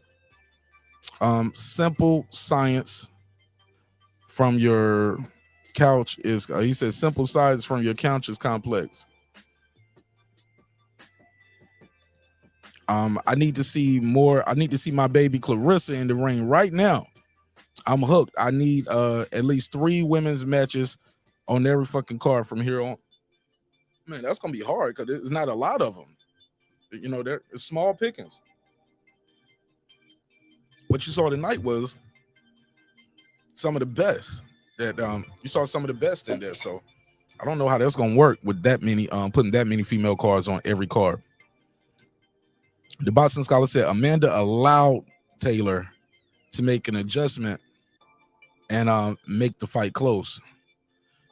Did she allow her, or did that size and the size of Taylor and the counter punching could that have been a key? Shout out to my brother Champion Hart. He said salute Martin Nash and my brothers and sisters in the chat. What up with you, bro? Poppin'. Taylor has fast hands. Her punches are very clean and accurate. Yes, ma'am. She did, man. She fast hands and she was punching in between shots. So I love what she does, man. I ain't even I can't hate on Katie Taylor, man. He said, I'm calling into your show. Well, who is you? Good show. Yeah, welcome to the neighborhood, Drama List. Absolutely. Absolutely. Yo, let me get him the young thug face. My man was like, who is this? Where am I at now? What show is this? What's going on? Who is this? We're looking like, bruh, you don't know where you at? He was like, man, I just saw the thumbnail. I saw the title. And he said, and I'm here. I ain't mad at it. That's how I go sometimes, bro. We're expanding in the brand. It's all good. Damn, I lost my spot. There we go. TJR. What's good, Martin Nash? Great show, bro. Smash the like button, everyone. I appreciate that. He says Serrano Taylor fight of the year. It ain't happened yet. You talking about the last fight? TJR, you got to be talking about the last fight. You can't call this one fight of the year, and it hasn't happened yet. He said Ryan might wait till PBC goes bankrupt to fight. I think you said that before. I think it was the 4th. Okay, that's when she got the headbutt, or was that the knockdown? He said greetings from Planet Melmock. Okay. Yo, I used to have a teacher, yo. She looked like Alf, yo. Yo, I had a teacher that used to look like Alf. I think her name was Miss Williams or something, yo. Somebody said it one day, and now I can't unsee it. And yeah, it was crazy. He said, next time PBC in the chat, I'm going to tell them to hire you, Joey. They need you, bro. Dude said, I thought the Serrano fight was a draw. Oh, the fight tonight? Okay. I can't believe you watched it. It blew my mind. Clip said they need something at this point, the Boston Scholar. All right. They talking to each other. Okay, so the headbutt was in the 4th round. Appreciate that. He said they need something at this point. Boom. Let me try to get through these. He said boxing sucks in Canada. ESPN don't work here. What? I'm sorry, wrong button. Damn. What's y'all sports channel up there in Canada, TJR? What's y'all what's your sports network that you guys have? What y'all got? Sky Sports or what? Mike Biggs Boxing. You never called in to Bernie's show last week. Oh, he be talking shit and he ducked the smoke with Bernie. It's all good. Oscar Valdez versus Navarrete is a big fight on the West Coast. Shit, hell yeah. Now I ain't mad at that one. I watched that, Joe. He said the YouTubers y'all follow would top off the entire PBC roster for a job. Yuck. Nah. Small hats. I hope not. Who is they? I never heard of it. Yeah, me neither, bro. It never heard of it. Ill. He said she had Taylor hurt. She should have went in for the kill. She let her off the hook. You talk about the first fight. I guess. He said Bernie is cakes. He said you ducking. You was ducking, Mike. Champion Heart, what up? Dramala said, look at both fighters after the fight, Serrano versus Taylor. Who would you have been? I don't know, man. You can't necessarily go by that. I remember when Lennox Lewis fought Klitschko.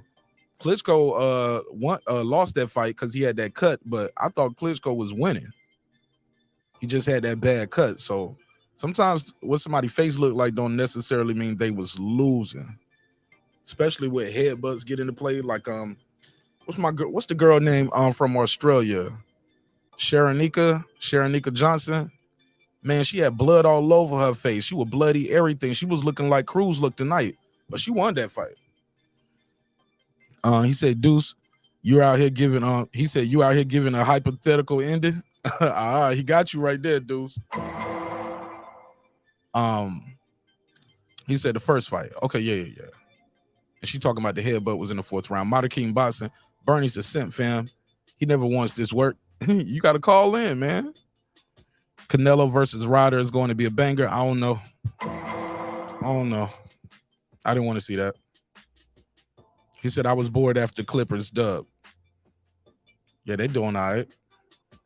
He said we got TSN. What is that? The Sports Network? That's what that is? TSN? Knock off ESPN? What the hell going on TSN? Never heard of it. Never heard of it. All right. It was on the Zone. Right. TJR. It was on the Zone. It wasn't even on ESPN. Thanks, Food Revolution. He said, who you got? ET versus Alf in a mega fight. ET versus Alf in a mega fight. I'll say Alf. I think ET was too nice. Alf got a mean streak. So I go with Alf on that. I got Alf. PBC, never heard of it. I heard of him. You heard of him, bro. You be talking about him all the time. I know you heard of him. Mike Biggs, I grew up in DC. You turned down a slap boxing session, bro. Oh, man, y'all up there tripping. He said Bernie was going to light your ass up. Bernie ain't going to answer the phone. He might have you already blocked in. He said, get off his manhood, bro. Fuck out of here. I'm thorough, son. Shout out to Mike. He said, I always thought Alf was high-key racist and a lot of anti-Semitic tropes in that character in that show. Damn. He said, think about it. If you can remember the show, Alf had that New York Yiddish accent and was a stereotype of a New York Jewish person. Okay. Never thought about it. Mike said he ain't answer. He said, I bet Keith versus Spence is going to be boring. I'm not watching it. No comment. They fighting at 154. No comment. Fighting at 147. I'll watch it. But at 154, I'll be hate watching it like people watch my show sometimes. You kept saying drop the number, but didn't call. How am I a nut hugger? Phone lines are open 446921766, 446921766. Let me see if y'all got these likes up. I'll drop the link. Oh, hell no. Okay. We almost there. Like I said, we got over 2,000 views in here. There's no reason we shouldn't have 50 likes minimum. So I need about 50 likes and I'll drop the link and y'all can pull up on the panel and talk some shit for a little bit. Because it's taking so long to get the lights up. So it probably won't be. Scholar, what's up, bro? Man, I got some smoke, man. What's up? Why Bernie keep ducking me, man? Talk about it. I'll just fucking with you. I ain't fucking with the niggas in the chat. But it was a good night for boxing, man. I enjoyed it. Watching the fights. I can't tell. I can't tell by the chat. You sound like you did not enjoy the shit tonight. I mean, I feel like people overhyping it. You know, you go see a movie and it was good, but everybody talk about it like it's the best piece of art that person ever touched. You be like, nah, calm down. Black Panther. Yeah, something Good- like that. Good movie, but it's not Chadwick Boseman's best performance ever. You know, I think he did shit Yeah. better than that. But all right, go ahead. You got the flow. Yeah, James Brown when he did that was a good ass movie. But yeah, so I feel like it was a pretty good night. I feel like at times I've seen Serrano become like lackadaisical. Like I don't know. She seemed more passionate after the fight than actually during the fight. Like I was a little bit shocked at that. I think Alycia is extremely overrated. Most of the people that I hear, that really, really like her, like they don't even really tell me what special qualities that she's possessed. They just be like, she a beast. Filler stuff where they ain't really got to explain they thoughts because it's emotion. I think she's extremely overrated. I think she's a good fighter, no doubt about that. But I mean, shit, she ain't dominating like Shields. I mean, there's a clear distinction in Carissa Shields' domination than Alicia's domination. I feel like she got beat by Mekhaled. When I was scoring the fight, and I don't got no horse in the race because I wasn't a fan of neither. I knew they was gonna talk all that shit and not go live up to it. But when I was watching the fight and I scored the fight, I feel like Alycia lost the fight. But I feel like everybody was either going for Alycia before the fight or focused on her ass because she wore them fucking print shorts. I don't know how you know how to describe them, but her ass was out.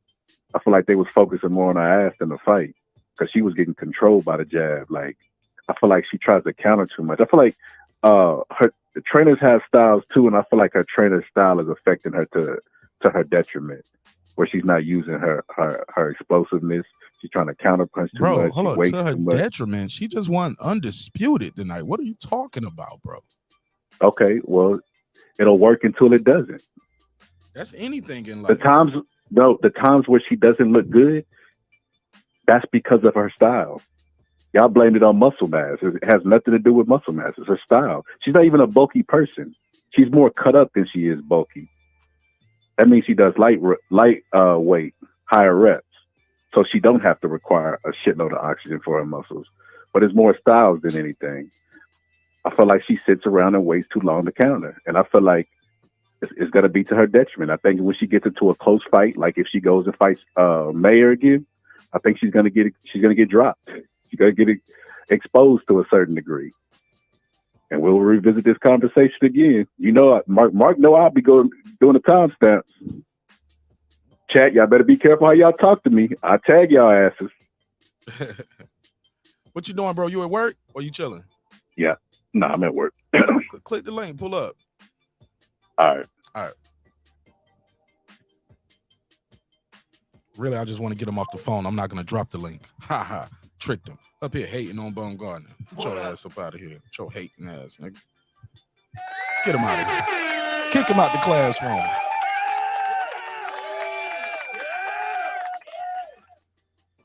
Yeah, I tricked him. I ain't dropping that link for him. Up there hating. He said y'all was focused on her ass. Now I'm going to drop the link, though, for real. He said, is Errol going to vacate? We don't know. What's up with Crawford? Is he going to Golden Boy? We don't know. Nothing is official yet. Where Errol going to 54 or Crawford and Golden Boy. It's not official, so it is what it is. Alycia won the early rounds and stayed consistent. I agree. She won the early rounds. She got that 10-7 round with that knockdown. I think that gas tank, bro. That gas tank is what she got tired, but she has some things going on as a woman in her body, so I ain't mad at it. He said, yeah, he Alycia hater. Yeah, man, she won hands down. Bro, she won undisputed. He said, to her detriment. He said, well, it worked till it don't. Shit. That's with anything. It's with anything in life. So he said, yeah, Alycia uses that booty meat to distract the ref, the judges, and opponents. All right. Food Revolution said Tony Harrison is doing a great job with Alycia, in my opinion. Yeah, I mean, shit, she undisputed. She undisputed. You can't take that away. No matter what happens in her next fight, she's undisputed.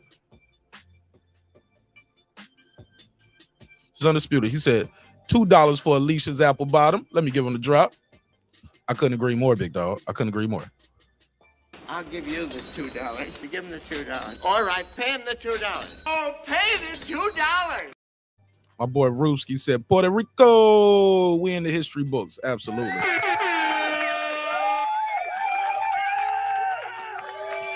Hey, Rooski, yeah, y'all need to smash that like button on the way in. I keep seeing new people in the chat, but the likes ain't going up. I see y'all in my views, but I don't see you in the likes. Yeah, we got, 2,200 views on this shit. No reason we shouldn't have at least 50 likes. All right, I finally got caught up with the chat. I'll drop the link out there and let y'all pull up, talk some shit for a little bit.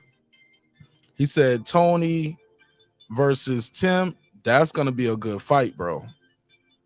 Tony Harrison versus Tim Tszyu, that should be a good fight. That should be a good fight. Tony Harrison can pull that off too because of his experience, but hey, look, he can't go in there and get bored and playing around in there. You got to fix them holes. But he got to fix these holes. One more time, Tim Bradley. But he got to fix these holes. Yeah, you got to fix them holes. He said, by the way, can we talk about the TD rub downs in Alicia's corner? I didn't see that. How do I apply for that job? Man, y'all wilding. Y'all got me nervous about this link being out here now. He said, I always hit the like. I appreciate you, big dog. What do you mean by that? You broke back is broken. What, a vertebrae or what portion? Spinal. Yeah, I'm breaking my back doing these shows for y'all, man. All I ask is the like button, brother. And if you could be so kind, if you can, drop a dime every now and then. You know what I'm saying? This is a fan-funded show. You know what I'm saying? It's funded by the fans for the fans. He said, you got to fix these holes. Yeah, man. You remember that one, right? But he got to fix these holes. Yeah, it does sound like hoes instead of holes. Yeah. Yeah, absolutely. I couldn't agree more.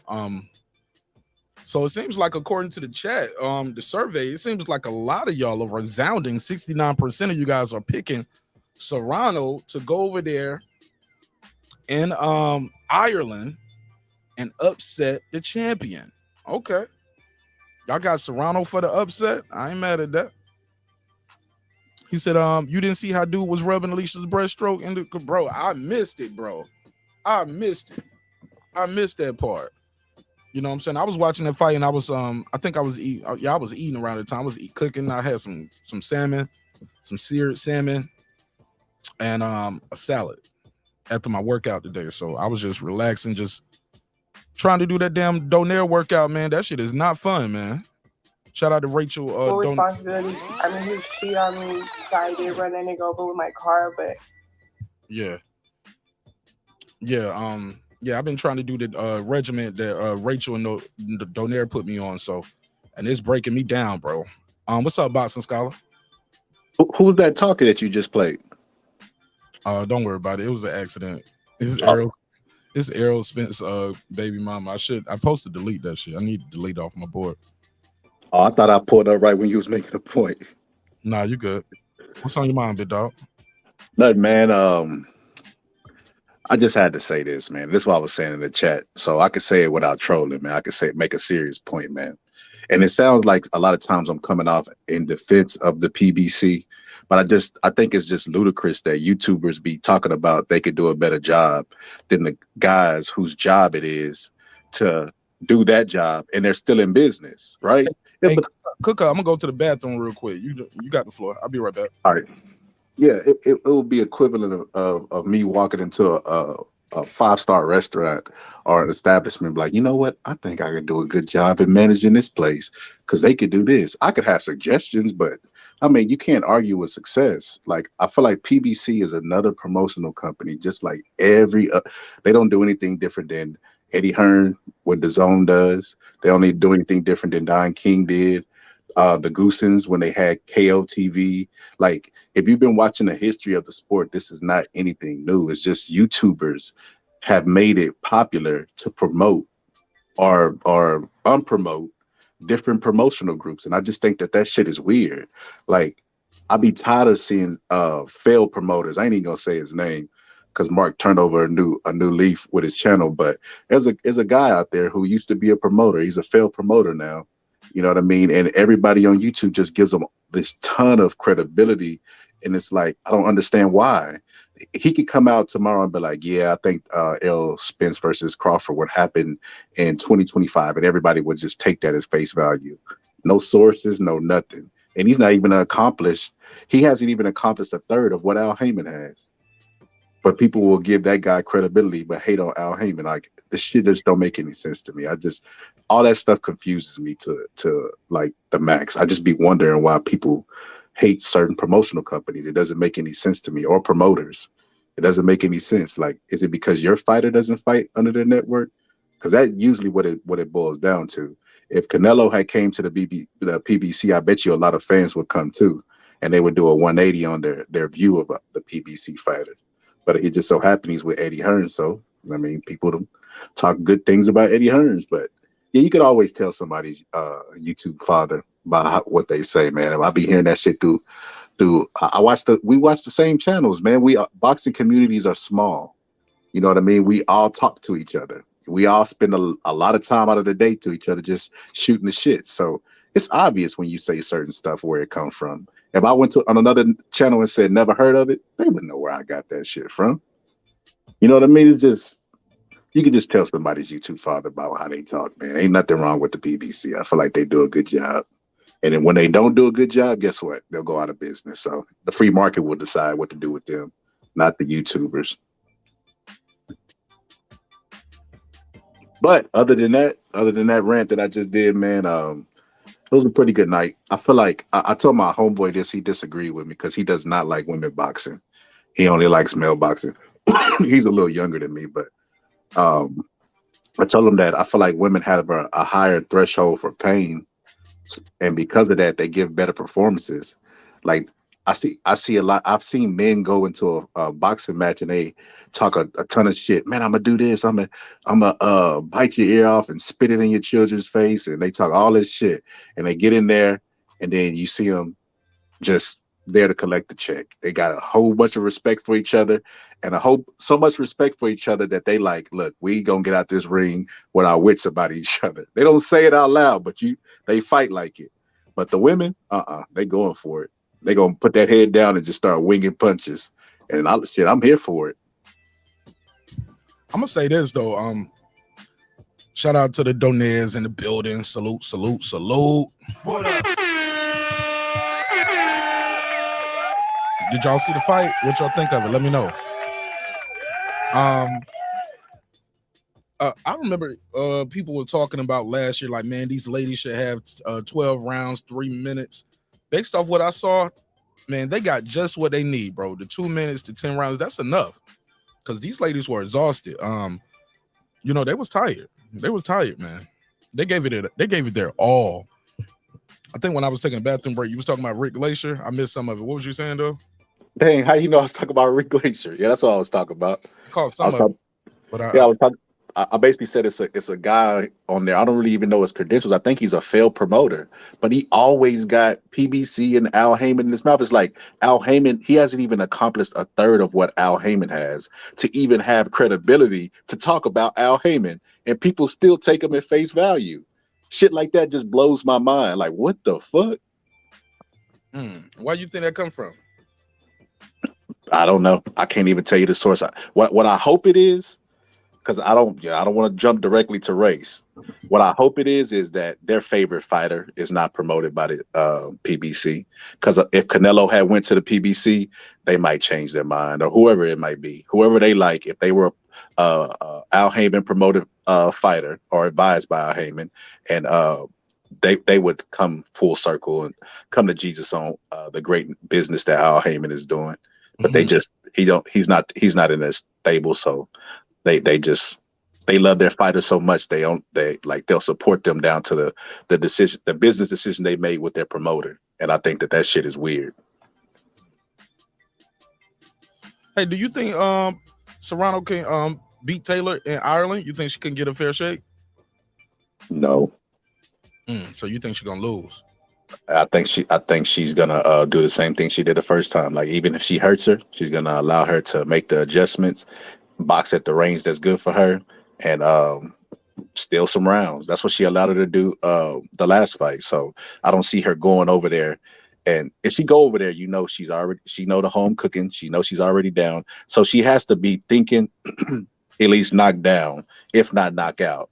And I just don't think at this point in her career she has that. Like I said, tonight she looked lackadaisical. Like, she was throwing punches and landing them, but I didn't see the ferocity. You know how sometimes you could like pause the screen, like or put it in slow-mo and you can see like Bud's veins popping out or Tyson's veins because they really want to hurt the person. They really want to knock him out. I didn't see that with her. I didn't see the intensity. So I don't know if she's losing a step. I don't know. Bad training camp. I don't know what. But she looked kind of lackadaisical in there. She was more passionate after the fight to me than during the fight. Who you talking about? Serrano. She was more what? Why did you say she was lackadaisical in there? I didn't see the intensity. Really? They was toe to toe, bro. Damn near all night. She was popping the jab, working the body. Man, damn, Bob Scholar, you hard to please, bro. Nah, that ain't that. You the type that'll watch Hagler versus Hearn and be like, man, but the fight was too short. It was only 3 rounds. Hell no, I get excited watching that fight, bro. I'll be on my feet like it happened, like I don't know the results. Did you say I'd be on my feet? Yep, my feet. My feet. You sound like Floyd Mayweather singing. Damn, the Donaire said they missed this one. They said, we're leaving for San Antonio next week, and we need to spend time with the boys. I can totally respect that. Family first, absolutely. It was a good one though, sis. Bro, y'all missed it. Y'all gotta watch it. It's already on YouTube, I believe, though. So check it out. Rick Glacier is a fight broker, and he and Al Heyman had bad blood, according to him. That's what Food Revolution said. So now No, I'm just saying I don't know anything about the man like that. So now he's on. So now what is Rick Glacier now? That's the question I have. Because is he a YouTuber? Because every time I see this motherfucker, he on somebody's YouTube channel as a special guest. I like one day as a special guest, and you can talk to him. Yeah, I would ask them these questions. Because I mean, Al Heyman ain't mentioned one word about him. So who's more professional with the bad blood that they allegedly have? Because Al Heyman ain't mentioned him once. He constantly got Al Heyman name in his mouth, and then that just shows he's just a disgruntled employee. How many disgruntled employees have good stuff to say about the person they're disgruntled about? They always be bitter. How many times Dame Dash gonna tell us Jay-Z's a sellout while Jay-Z's money still keep racking up? Like he already over $1 billion. Like, come on, man, stop that shit.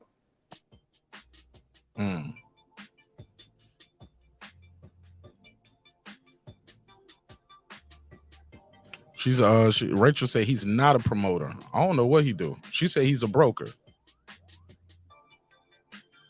Alf said he's not a YouTuber.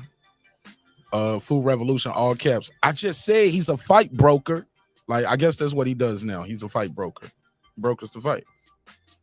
I don't think you need no license to do that. They was telling me that the other day. So, but he always said I've been in the business for over 30 years, making a living off of this. So that's what he said. I don't know. I got to talk to him, do my research. I ain't got no issue with him though. Like I said, I don't know enough about him, and I don't really watch a lot of the interviews where he's on people's shows.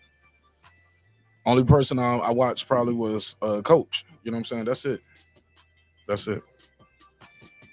Yeah, I seen him on Coach. I seen him on Ring Guy Q a couple times. I've seen him bounce around YouTube channels, and I'm just like, at this point, Rick, you're a YouTuber, bro. Start your YouTube channel and just start talking shit, bro.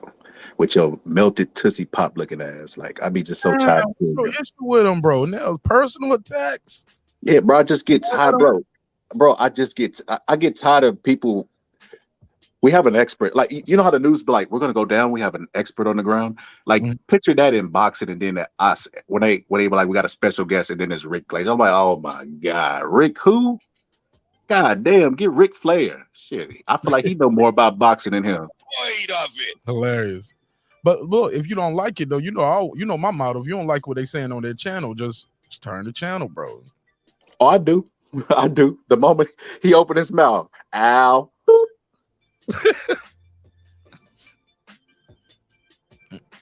Damn, Food Revolution, you want the smoke? I don't want no smoke with you, sister. But some people, she said, drop the link, please. Oh, let's go. Yeah, drop the link. I want to hear what she got to say. The link has been dropped. Let's go. He said, guy got a vendetta against Rick. And I guess he's saying Rick seems like he has a vendetta against Al Heyman. But to be fair, he's not the only one that had unfavorable things to say about Mr. Heyman, and you're not the first person that had unfavorable things to say about Rick Glacier. So it is what it is. But here's the difference, though, Mark. I could actually contact Rick and try to get him on my show.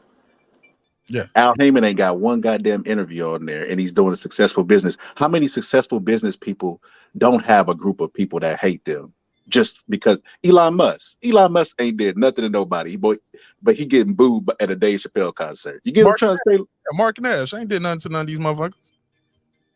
But they be calling me trolling. I ain't bother these people. You look at me, I had to throw myself in it when you said successful people. Hey, like I'm think high, live high. Yeah, I just think highly of myself. Full revolution. I see you can cam off if you want to. There you go. What's up, sis? How you feel? I'm good. How are y'all? What up to the chat? I love the new avatar, sister. I like the blonde look. Go ahead now. Thank you. Thank you. Welcome home. Welcome home. Go ahead. You said drop the link, please. She said, I gotta cook this nigga. So what are we talking about again? Fox's calling. Oh no. We were talking about Rick Glacier and we were talking about PBC. And I just don't understand where all this hate be coming from the PBC. Well, I don't think it's hate. I think it's the fact that we're getting really good fights without having to pay for them on other networks. And the PBC has us funding their entire roster. Yeah, but that's how the free market works. If you don't like one thing in one place, you could go somewhere else. But you don't have to like this. PBC had nothing to do with the fights tonight, right? But somehow I go to the chat and I see PBC, Ryan Garcia, Tank, PBC, Al Heyman, PBC. It doesn't make any sense to me. Well, how doesn't it make any sense to you when I just told you we're not fighting for good fight? We're not paying for good fights on other networks, but we are paying for all of the trash ass cards on the PBC. So you're paying for cards on the PBC? We're paying pay-per-view. When's the last time they had a fight that wasn't pay-per-view? A couple weeks ago. Did you buy them? You said we are buying. So you're paying out of your pocket for PBC. They're putting them up for sale. Yeah. They're putting them up for sale. It's all pay-per-view. That's what pay-per-view means. It's pay-per-view. Okay. Do you, Food Revolution, purchase pay-per-view from PBC? Well, it doesn't matter what I'm doing. It's what they are selling. They're selling them. They expect everybody to pay for them, whether anyone is paying for them or not. And most people are not, because they're not putting on good fights. We just had a really good fight last night on DAZN, and we only paid $20 for the subscription. Why can't the PBC get something going on like that? Okay, that's like me drinking Sprite and saying, goddamn Pepsi and Coke. They don't put the different flavors into, like, we got Sprite remix. We got all of this stuff over here. What is wrong with Coke and Dr. Pepper? Like, it doesn't make any sense. If you don't, you're not even a customer. That's what you were getting around. You don't purchase those pay-per-views. So if you don't purchase them, I said nothing like that. Do you purchase them or do you not? Why is that such a hard question to answer? Well, it is. It's not a hard question to answer. Why would I pay for them? I have paid for some of them. I actually been to one of the PBC fights. I went to the one in Vegas with Deontay Wilder versus what's his name? The Gypsy King. The part 2. I went there. I paid for it. I did everything that all the so-called PBC followers are not doing. So yes, I paid for a fight. But they're not. Were you satisfied when you paid for it? Were you satisfied with the fight? I definitely was, but going forward, that was almost 2 years ago. Almost 3 years ago. Since then, they haven't had any fights that are worth paying for. But everybody else has fights that maybe people would pay for, but they're not making us pay for it. That's the problem that people are having. That's the reason why they get their fights stolen, and that's the reason why people are making all the comments that you're talking about. So you just made the point of the beautifulness of the free market. When they had a fight that you wanted to see, you went to the fight and spent your money and was satisfied with the fight. You said that's been 3 years ago? You haven't purchased one since then. And that's most people aren't paying for their fights even now. But they obviously are, because PBC is still in business. How many YouTubers are going to predict? How do you know that? News? They're barely. I mean, they have Showtime. Fox has backed out away from them a long time ago. Showtime is about to be absolutely, like, they're not going to have a budget for boxing. Who are they going to go to? We just talked about this like a week ago. Food Revolution. This is what's the frustrating part about it, right? These YouTubers don't know shit about boxing. That's not YouTube. That is actual news. These YouTubers, not Rick Glacier, not mute So Al Heyman. hold on. So right now, what you're telling me is PBC is losing money. PBC has been losing money. PBC, Okay, so you can prove this for a fact that PBC is losing money on boxing. yes. So they're exiting boxing. They're not exiting boxing. They don't have a budget for Then they're boxing not losing on money. the network That's that not they're how on now. business works. That's not how business works. If they were losing money, they would exit the sport of boxing like HBO Well, we'll did. see what happens in 2024 now, won't we? But see, then now that's what you just did. That's called picking the goalposts up and chunking that That's not motherfucker picking to the the moon. goalposts. That's You news. That's went to that's front page 2024. news. We're like what, 3 days, a couple days in the fucking, a couple months. I mean, into 2023, and you're already going to 2024. Well, if you want me to, I can email you some articles that I got. Well, I have one article right now on my phone that said in September people were saying that Showtime is exiting boxing. They're not getting a budget for boxing. And who else does the PBC do boxing on? Do you think Al Heyman is paying the boxers? Oh, listen, let me ask you this question real quick. Do you think that Al Heyman and these promoters are paying the boxers, or do you think that the channels that they fight on are paying them? Do you think Showtime pays Tank Davis, or do you think that Al Heyman pays Tank Davis? I don't know who paid. I just know Tank Davis gets paid. I do. That's why he's staying with him. The fighters get paid by the networks that they fight on, and then they pay Al Heyman for giving them the people to have content on. That's how it works. They pay Al Heyman because he's their advisor. He's not even their promoter. Okay, well, I'm talking about Showtime. This is how it works in boxing. You get a network to pay the fighters, and because you are providing the fighters, then you get paid that way. Al Heyman is not paying these fighters. Eddie Hearn does not pay the fighters. DAZN pays the fighters. So how does that work with pay-per-views? Tell me in great detail, since you're on the other side of this. I'm gonna treat you like you're a boxer. The network is getting the pay-per-view money. So what happens is, let's say I got a fighter, right? And I go to a network and I get the fighter onto that network. They're gonna pay, and I'm the promoter, right? I'm the manager. Promoting. I'm the promoter and the manager. I want a big part of his pie, right? Right. So what's gonna happen is the network is how they gonna pay me? How they gonna give me guarantees and pay me off of pay-per-view that hasn't even happened yet? And then how much? Until the paper. That's what back-end money means. How much money do they give me money for promoting the event, or do I have to put my own money up? You don't have no. How would you possibly have enough money to put as a promoter? Where would you get that money from? Promoters are the ones that put the money up for the event. Put the money up to promote the fight. Yes. That's why they're called promoters, not event holders, not event throwers. Okay. I think you're getting promotion and events confused. This is what I personally think, right? This is why I love when Rachel is on Mark's show, because she's been on the other side and she's really business savvy when it comes to stuff like this. And she's more like informational when it comes to this, because she's worked with every different. I'm doing my best to inform you, and you can read about it if you want to. I'm not making it up. You can look on the internet and verify everything I'm saying. But this is what I'm saying, though, Food Revolution. This is not even just a shot to you. This is just YouTubers in general. I feel like everybody is their own expert in their own head, right? And Mark's most famous word is confirmation bias, right? And if you want to believe something, you can make it true. All you got to do is find the article. There's no confirmation bias when everything that I just told you, you can look it up. Click over on your phone and look it up. Okay, well, this is what I'm now. You know more than me. I'm gonna consider you the expert on business in boxing, because I don't know anything about contracts or any of this shit, right? The networks pay the fighters. But I'm gonna say this: no network since the beginning of time. I remember HBO used to be big in boxing. They actually were gonna try to monopolize boxing before Mike Tyson went to Showtime. Don't know if you're aware of that, but HBO kept betting on the wrong guy, and their guy could not sell. They had Triple G, all this stuff. They were like, you know what? We got our Game of Thrones shows. We got other shows to where we're making money. We don't need boxing. And they left boxing. There was no speculation that HBO was even going to do that until it happened.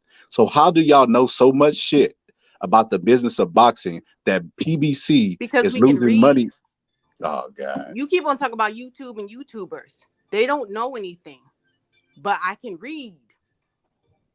and you can read too. I assume. Okay, okay. Well, Look check it this up out. for yourself and Okay, stop well, talking about send me the people who don't article, have and I'll anything to send do you with the 5 industry. articles about that said that the Spence and Crawford fight was going to happen in 2023. Yeah, but you heard Mayweather said that it wasn't. Yeah, but there's articles that say it. So is that true? I can read. Right? Is that what you said? Well, What are acting like just because you always have to confirm the source. That's something you learn when you go to school. You can't just pick things up off of Google and Wikipedia and all that So kind of what's stuff. You what's have the to source actually that you consider the source. what's the source that you're sending me to show me that PBC is going out of business in 2024? You can look at Bloomberg. You can look at YouTube, not YouTube, but Yahoo Finance. These are people who actually, if they were to Post it in the lie, chat. would get in I trouble. click They would it. get audited. Post it in the chat. I'll click it. No, I don't put No, links I in my don't do chat. that. I don't do that. Yeah, And I don't allow Nah, links. private check mine chat. like that. Private chat. Yeah, you can put it But in like I private said, chat. you though. can look it up yourself. So you're debating and you tell me about sources, but you won't send me these sources that This is not that my show. We're Put it in having the a private conversation chat. on You can put someone it in the else's private show. chat. I'll put it on the screen. I just like to see the links first. I'll put it on the screen. Hey, look, I see Rachel in the chat. Rachel, hey, look. When these fighters go to purse bid, I don't see networks at the purse bid. I see promotional companies at the purse bid. So I do want to know about that. Also, I remember when they was talking about Crawford, it was like, if Crawford had a promoter, he would have had a guarantee. Like his promoter would have paid the guarantee that he would have got. Blah blah blah. So I'll ask her. Why would this promoter pay it when Ma'am, I can't answer none of these questions. I'm gonna ask the person, and I'm just telling you what was put out there. So just like you saw that article or whatever you saw, I can play Bob Arum saying and what they was talking about. Where Crawford needs a promoter. Like I paid Top Rank did a purse bid. They wanted a purse bid for Crawford versus Porter, right? Actually, was gonna go to purse bid. They pulled out a purse bid at the last minute, and Top Rank agreed to pay the guaranteed purse. They wanted to fight. When fighters go to purse bid, it's promoters they're bidding for the fight. I don't see the networks bidding for the fight. That's all I'm saying. Right. Okay. And then so who takes care of the back end money then that everybody likes to talk about, which is actually called the upside? I'm just saying a purse bid is promoters bidding for the fight. That's all. Okay, so maybe they can guarantee that's what's called the guarantee. We're talking about two different funds of money. You got the guaranteed money. That's what Al Heyman and them do, I guess. And then or the promoters, and then you've got this so-called back end money, which is the majority of the money that the fighter is supposed to get. So Crawford, he didn't need a promoter for that. Canelo didn't need any money for that when he went and fought on the PBC when he fought Caleb Plant. You think Al Heyman came up with $40 million to pay him?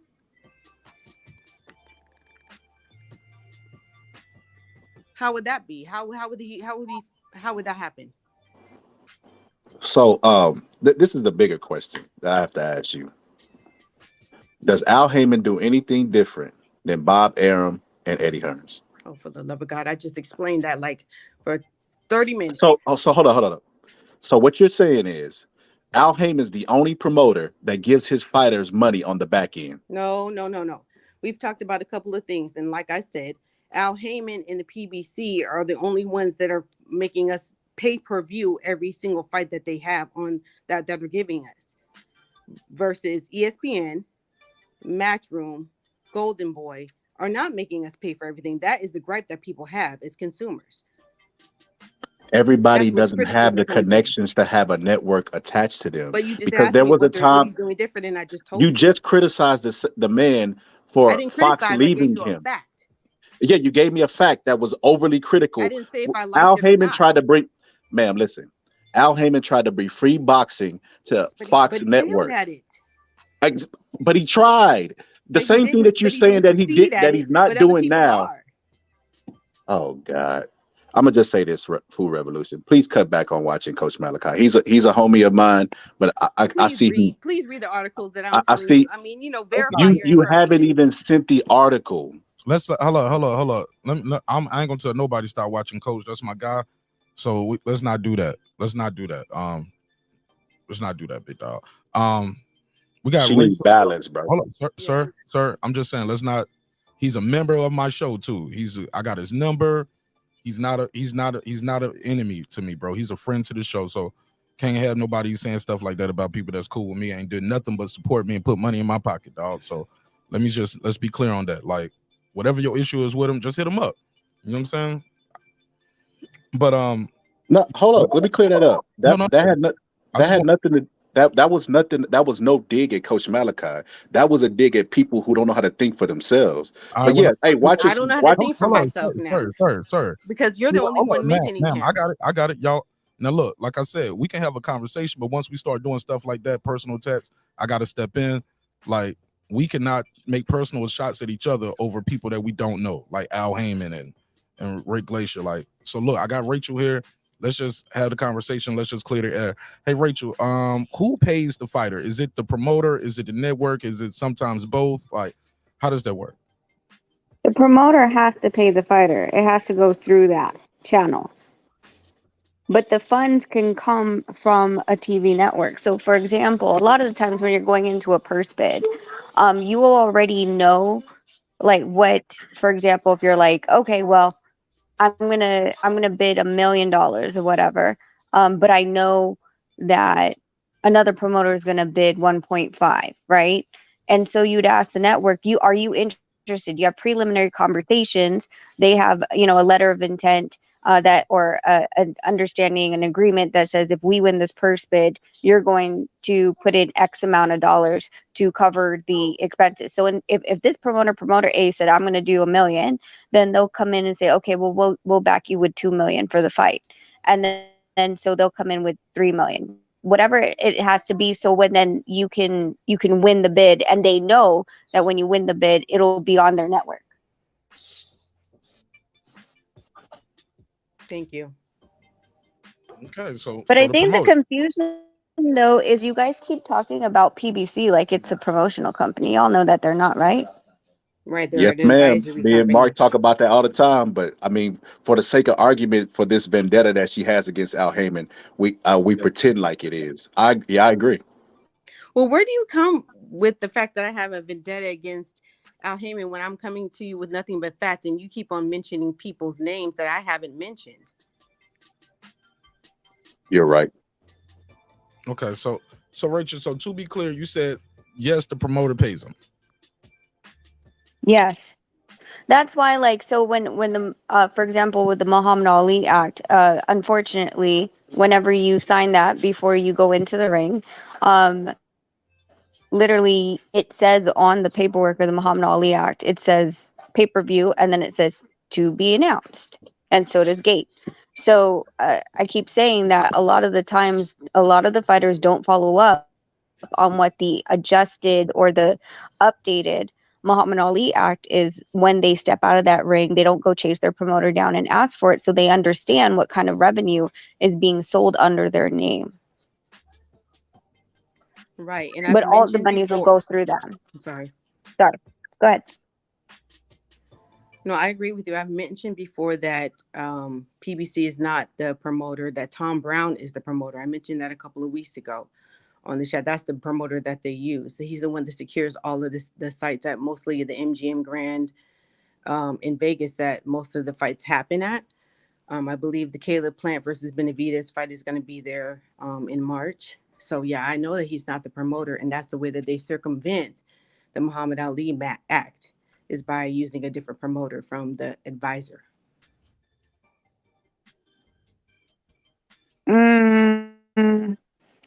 Hey, Al Heyman cannot be a manager and a promoter at the same time. So it's written in the law of the Muhammad Ali Act. They can't, with him being an advisor, honestly, it doesn't even apply to the Muhammad Ali Act, because the word advisor is not even in there. Same as the word broker. What Rick Glacier does, and he said it on Coach Malachi's and numerous other podcasts, is that he's a broker, and there's no rules or any regulations that regulate these type of people. So we've gotten into a kind of a gray area as far as Al Heyman's roles with his fighters. I do know, for example, when we fought under TGB, Al Heyman does not advise us. So it begs to say that, not everybody that's advised under PBC or under Al Heyman is with TGB, and vice versa.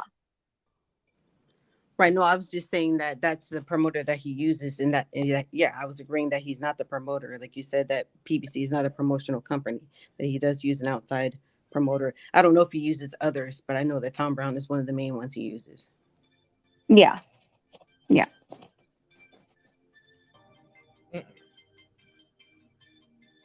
So are they good or bad for boxing in your opinion, Rachel? Shit. What per se are you talking about? Is good or bad for boxing? PBC. I mean, I don't see them doing anything wrong. I think that the fact that there's different, we talk about like the UFC and how they look, and how, there's only one of them, and then you have no one competing against them. You have B-rated or C-rated different organizations. That's not the same. But when you put everyone under one organization, then that kills the free market. These guys can't go anywhere. Look at the heavyweight that just retired his UFC title due to the fact that, first of all, if he doesn't sign on the line, his titles get taken away. He has no option. Either suck it up, sign the contract, and even if you feel like you're getting raped on it, or you get your title taken away from you because that title belongs to the UFC. Mark, I'm gonna mute you for like 3 minutes. I gotta say goodnight to the boys. All right, cool. She said she's gonna mute me. No. But go ahead, Food Revolution. So, did we get anything from this? Like, we learned anything? Maybe. Well, I think we were agreeing. I think that the boxing scholar doesn't really listen very well, and he likes to throw in people's names that aren't being mentioned when I'm mentioning facts. I mean, I wouldn't say anything here where so many ears are listening that aren't verifiable.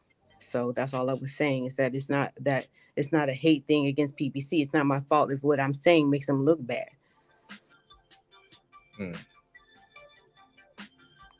And I want to see the fighters on the PBC do well.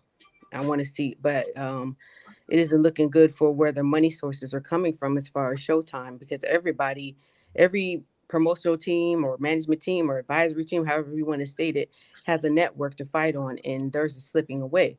So that's why I said in the comment section, it would be nice if they came up with like an app, or I don't know, if they did business with like BOK Prime or somebody, so that we could keep these fights going, because it isn't looking very well. Maybe Al Heyman has some plans that we don't know about. I'm sure he does. Maybe he just saw this as a last hurrah. He knew that boxing in this arena was kind of slipping away, and he's just, because he's the music industry dude, and he just came over here to make his last bucks and move on. But he, from what I've heard, I do not know, he owes his shareholders a lot of money. So what are they going to do when they don't have a network to fight on? That's my question. I would love to see a lot of these fighters do well. I don't have to like a fighter in order to like their fighting style. I like to see Tank fight. I want to see them fight better competition. That's for sure. But I want to see them tested. They're fighting on the app. Showtime has an app. Like when I watch Showtime, I don't have cable. You know what I'm saying? I got the app. I can watch it on the web. Also, the Triller is a website and an app. They put the Tank Davis fight up there. They had that option. So, and if they doing that Paramount Plus thing, that's app based too. So shit, they can still right. But the talks are that Paramount Plus is going to get rid of the boxing division. They're not going to give them any money for boxing. They're just going to take some of the best shows that are on Showtime right now, which are very many, and incorporate them into the Paramount Plus app. And what I mean by app is the app that's not supported by cable networking as well. Right. So just now, like the Zone, they don't have a cable network. Now that right there, you said you heard. Now, where did you hear that at? Now, and how accurate is that? Is it possible that? Well, I don't know. I mean, I'm not in the corporate office. I'm just saying this is what this. I haven't based my argument off of that part of it, what I've heard, but if they're getting rid of boxing, I'm saying boxing isn't making very much money. Or at least men's boxing isn't making very much money. That's the reason why HBO got, But they do have some cards coming up, right, for the first quarter, right? They could have. This would have been the perfect time to drop it if they was going to drop it, right? Right, but the thing is, with streaming or illegal streaming, they're not making enough money. If I were a business person, how do we know how much they made? Cause I don't know how much they made. Where did you find out how much they made off of boxing? I don't know. I'm not talking exact numbers, but we know with the illegal streaming, all of these people who are putting on these pay-per-view fights, all of these networks that are putting on specifically or mainly pay-per-view fights are not making a lot of money because Take the it's call. very easy to illegally Okay, stream now. let me take the call because people, and you're gonna have to say it again because people can't hear you over the Right. phone ringing. So hold If what you, you got. yeah. Hold, So hold if what you you look, got, ma'am. Hold what you got. I got a call. Can you hear the phone ringing? I don't know if y'all can hear the phone ringing I on the didn't pin. hear it. Sorry. Oh, okay. So bear with me. So the phone is ringing. That's what I was trying to tell you. Like, they ain't gonna hear you over the phone ringing. Caller, what's your name? Where you from? Hey, it's Boxing Fans Talk TV again. Okay, go ahead, Miss I T. was just so, and I see the young lady talking to the guy about PBC and the issue, the trouble that they're in, and she's right.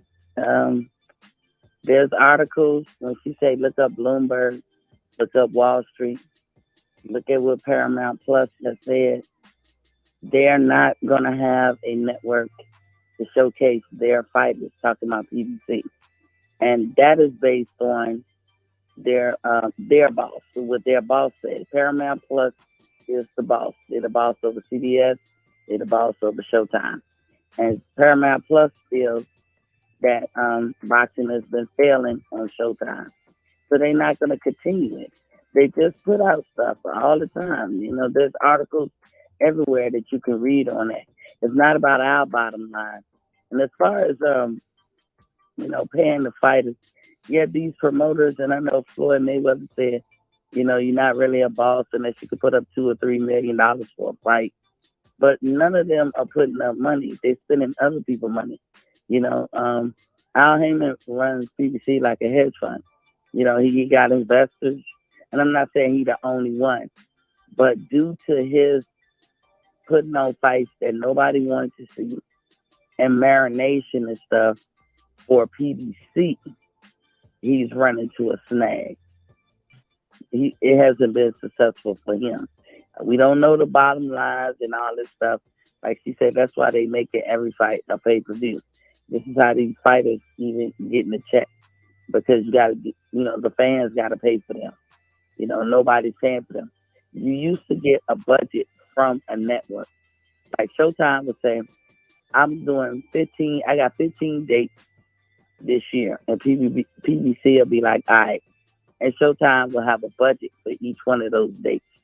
And they would take that money along with sponsors and all that other stuff. And that's how they would pay these fighters or pay for the site or whatever. But again, the marination, putting on fights that nobody want to see, I'm only fighting in-house. And I think the guy asked her, what the PBC do differently from other people? They're the only ones who about to be talking about their side of the street. Well, I'm only fighting in-house fighters.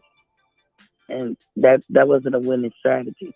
Now, Fox is gone, because that's what PBC used to have. And Showtime about to be gone. And as far as why do they keep announcing fights for the future when they don't know, if they even going to be there? Well, I always say it's business until somebody turn out the lights.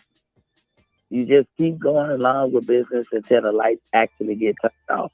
It remains to be seen if any of them fights are going to matriculate into being on Showtime, because we don't know when Paramount Plus is going to actually pull the plug. And that's all I wanted to say. Fair enough. Yeah. Hey, look, but okay, thank you. I appreciate you, Miss T. I want to say Can I this. say something, Mark? Oh, Yeah, okay, you could. Go ahead. I want to say this. So, They had the Tank Davis fight on an app that was on Triller, right? You could have bought it on Showtime. You could have bought it on Triller. So their stuff is available. I think they can go to find them another app type service to put it on. Like DAZN is an app, so it's very possible. I mean, Right. I'm just possible. hopeful. I'm optimistic. I'm hopeful. I want to see boxing keep going, and that'll sound like, damn, man, the beginning of the end. Because right now you only got boxing on ESPN and Showtime. But go ahead, Rachel, and then we'll let Food finish her point she was trying to make before the call. yeah, I just feel like this is a reoccurring conversation, and I feel like because of that, YouTube is so prominent now in comparison to how many years ago. When we were with Top Rank, HBO went under, and everyone said the same thing. about Top Rank. The whole thing about business is you have to be innovative. And, that's why where Matchroom came in and The Zone came in and Triller did and they failed. And people are going to continue to try different avenues to keep, the lights on. But in respect to that, when Paramount buys out a contract, buys out, pushes Showtime out, the whole thing of it, the matter is there's standing contracts, and within that standing contract states that they have to still fulfill the contracts that are on the table, with the term, how many years that contract is made available. In addition to, if they want to buy out the contract, then there has to be a numeration for canceling out the contract. When you take over someone, you can't another business or another entity, you don't just wipe out every single thing that was already contracted by law. So, and then the last thing I want to say, Mark, is that the whole thing about, everyone's keeping it in-house.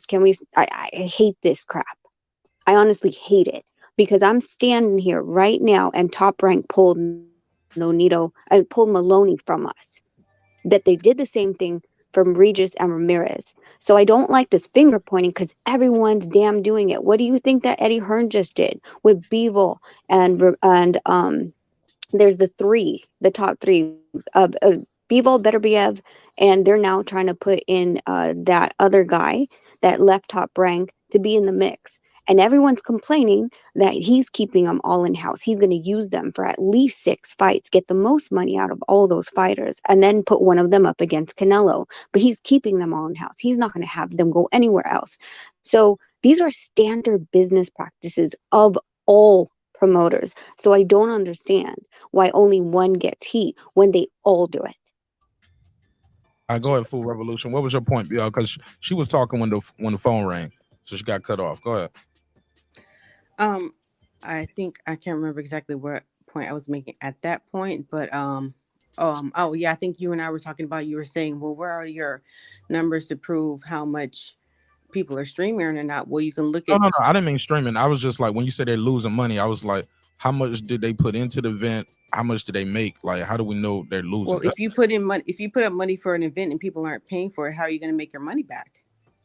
I mean, these Tank Davis shits ain't empty, and I don't know how much it costs to put it on in Baltimore. I don't know how many pay-per-views they really sold. Right, but so any event, you want to at least clear, and then you're talking about back-end money, which comes from the gate and the pay-per-views, in order to pay these fighters this extra money, because you, as the promoter, they're saying are doing the guarantee, but they're expecting more money after the fight.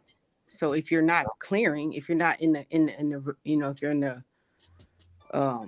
you're not in the black, I'm just saying, I don't think it's safe to say that, or fair to say that, if we don't know what the budget was, how much money they put up, and how much they made.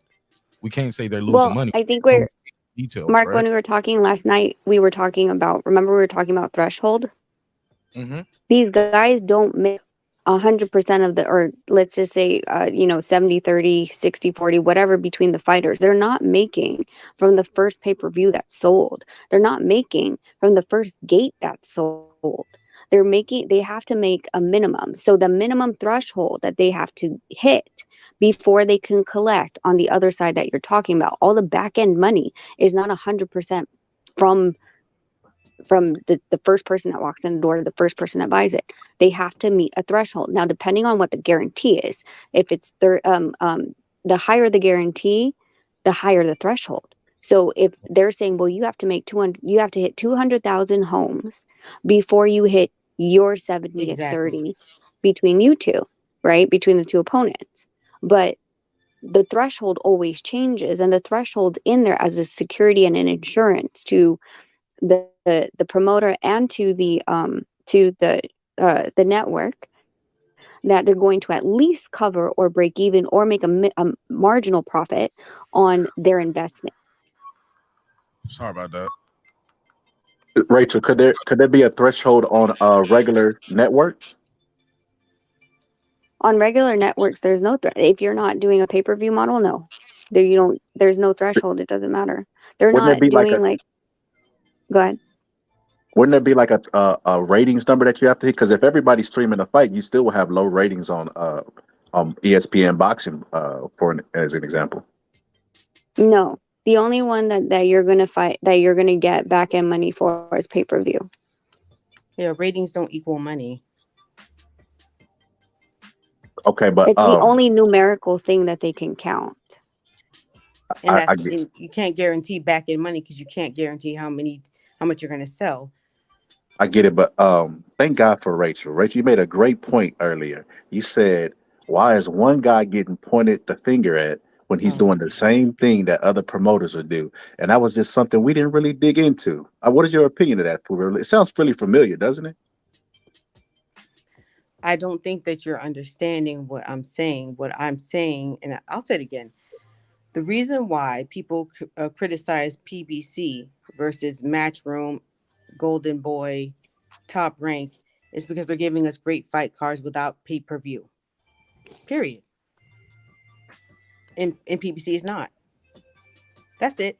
That's all. So the only criticism of PBC is their pay-per-view. I think another criticism is when they were introduced, they were saying, hey, we bringing boxing back to free TV. And I remember that. It was on Fox, it was on CBS. So it was on Spike TV, it was on Fight TV. Like it was free. There was some free stuff out there. But now we getting fights like Thurman coming off a loss, Barrios coming off a loss, pay-per-view. Andy Ruiz versus Areola, pay-per-view. Andy Ruiz versus Ortiz, pay-per-view. Yeah, and I think that ties into what I'm saying. I think we're saying the same thing, Mark, because I think a lot of hold up. I just want to say this, but Pete, the undisputed Jamel Charlo fight was at Carson, California on Showtime. Like, it's just certain things aren't even making sense to me. But that's why I'm always here trying to learn. I don't be going in and think I know everything, because I don't. But DAZN did the same thing to us. They said that you had to just pay $9.99 or $19.99 a month, and all of a sudden now we have pay-per-view fights. Yeah, and Eddie Hearn said, "Oh, right. Well, we had to move with the times. We that was our goal, but it wasn't smart for business, and we understand that. And thank you for your patience," and walked out. I mean, I agree with that, but I think with my subscription from DAZN last year, I think we paid for what 1 or 2 pay-per-view fights, and they were both Canelo. But with the Anthony Joshua fights, and he's just as big a draw as Canelo, we didn't have to pay for those. Shout out to that. $20 a month. So we're still, it's kind of, but if you're going to come out and that's your marketing stick and say that we're not doing pay-per-view, how am I supposed to trust you when now all of a sudden I have to pay? A lot of people, when Canelo went over to DAZN, were really excited because everyone was paying their $19.99 a month. They're like, hell yeah. And then you sideswipe and you're like, oh, sorry, yeah, this is going to be an extra charge. Like, but bro, you said you were going to change the market. I got you, but like I said, it was $9.99. They did 100% increase. Mm-hmm. That's all I wanted. I was pissed about the 100% increase. I think in the UK they were paying like $1.99 for a while. Don't make me mad. $1.99 a month. Crazy. Shout out to them. And even it's up to like $9.99 for them now. I'm sorry, I didn't mean to cut you off. No, I was just saying, even then, their DAZN is cheaper than ours. And that pay-per-view, I think that pay-per-view, it was some pay-per-view on, I forgot, I get Lady Shan on, we was talking about it, but we was talking about how low their pay-per-view was. Yeah, like they pay like 20, they complain about when it's like $30, and we're like, see, that's the thing, it's like boxing is a worldwide sport, and right. We have so many differences in how much we have to pay, so that's why Americans are, that's the reason why the argument is we can't get stuck on the PBC and these, the companies that we have here. We just kind of wanted to be fair, if I'm getting up at 4:00 in the morning to watch, a fight over in Japan, I shouldn't have to pay a whole lot of money we just kind of wanted to be a little bit even. So that's all I'm saying is like, I don't know why people think it's a personal thing with the PBC. It's just that if you're a consumer and you can get value for a lot less money over somewhere else, you're like, well, why are these people over here charging me so much money and they're not giving me value? Well, just don't buy it. That's what I always tell people. And they're not buying. Don't click the link. You know what I'm saying? Yeah. You're right. Go ahead, Boston Scholar. Pass it around. I'm good. Yeah, DAZN is more than Netflix. Get the fuck out of here, right, Haplo? Yeah, that's crazy. He said in Australia he paid $14.95 for DAZN. Stephen Bateman. Okay. Yeah. He said, "Who wants to pay $39.99 to watch some YouTube Gronks fight?" Yeah, that's crazy. Yeah, Jake Paul was on pay-per-view on Showtime. Pay-per-view. I don't know. Our old ass drunk uncles did 1.5. Roy Jones and Mike Tyson. I mean, as long as there's a market for something, they're not putting these pay-per-view on because they don't think they're gonna make money. They're putting it on because they know they're gonna make money. I mean, and as far as the PBC goes, I mean, I'm Al Heyman. Let me stop saying PBC. Gotta get out of that. As far as Al Heyman goes, he made the cross promotional fight with Fury and Wilder, the fight that you went to, and then also he's about to make the Tank versus Ryan fight. Like, you're not gonna like every single product that they put out, but don't criticize them for doing the same thing that other people are doing. That's all I'm saying. But Why they're is this? not doing the same thing other people are doing. Are you listening to the conversation or no? Are you listening? It seems like let's keep it respectful with each other, y'all. Let's try to keep it it respectful. seems like every time I say something, you're defensive. But then, like, maybe 10 minutes later, Rachel will say the exact same thing, and then like because she's in the business, she'll articulate it better than I will, and you'll just ignore him, like, yeah, it's true, I agree with that. It's like, what the hell? What about me makes you combative? I mean, that's what I'm saying. I don't think that you're maybe comprehending that I am saying the same thing. That all I said is that, well, I mean, you know, I haven't made the argument about everybody's doing the same thing, but I haven't, you know, about the in-house fights and all that kind of stuff. She made that point. We weren't talking about that, you and I. What I'm saying is that I keep saying the same thing, but you're not really hearing what I'm saying. You're hearing what you want to hear. I got a call too, y'all. Let me take. This will be a good place segue. Jerry in Baltimore. Turn the TV down in the background, big dog. All right. What's on your mind? Promoters pay the fighters. That's what it is. They are the ones who pay the fighters. It's not the networks. 90% of a promoter stable never fight on network TV.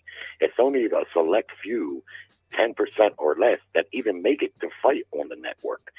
Networks buy fights from the promoters. That's how it works. Now, when HBO and Showtime were in their prime, yes, they would have a budget. They would have a budget, an annual budget that they would set forth. And the promoters that they work with would basically sell them fights. And that's pretty much how that works.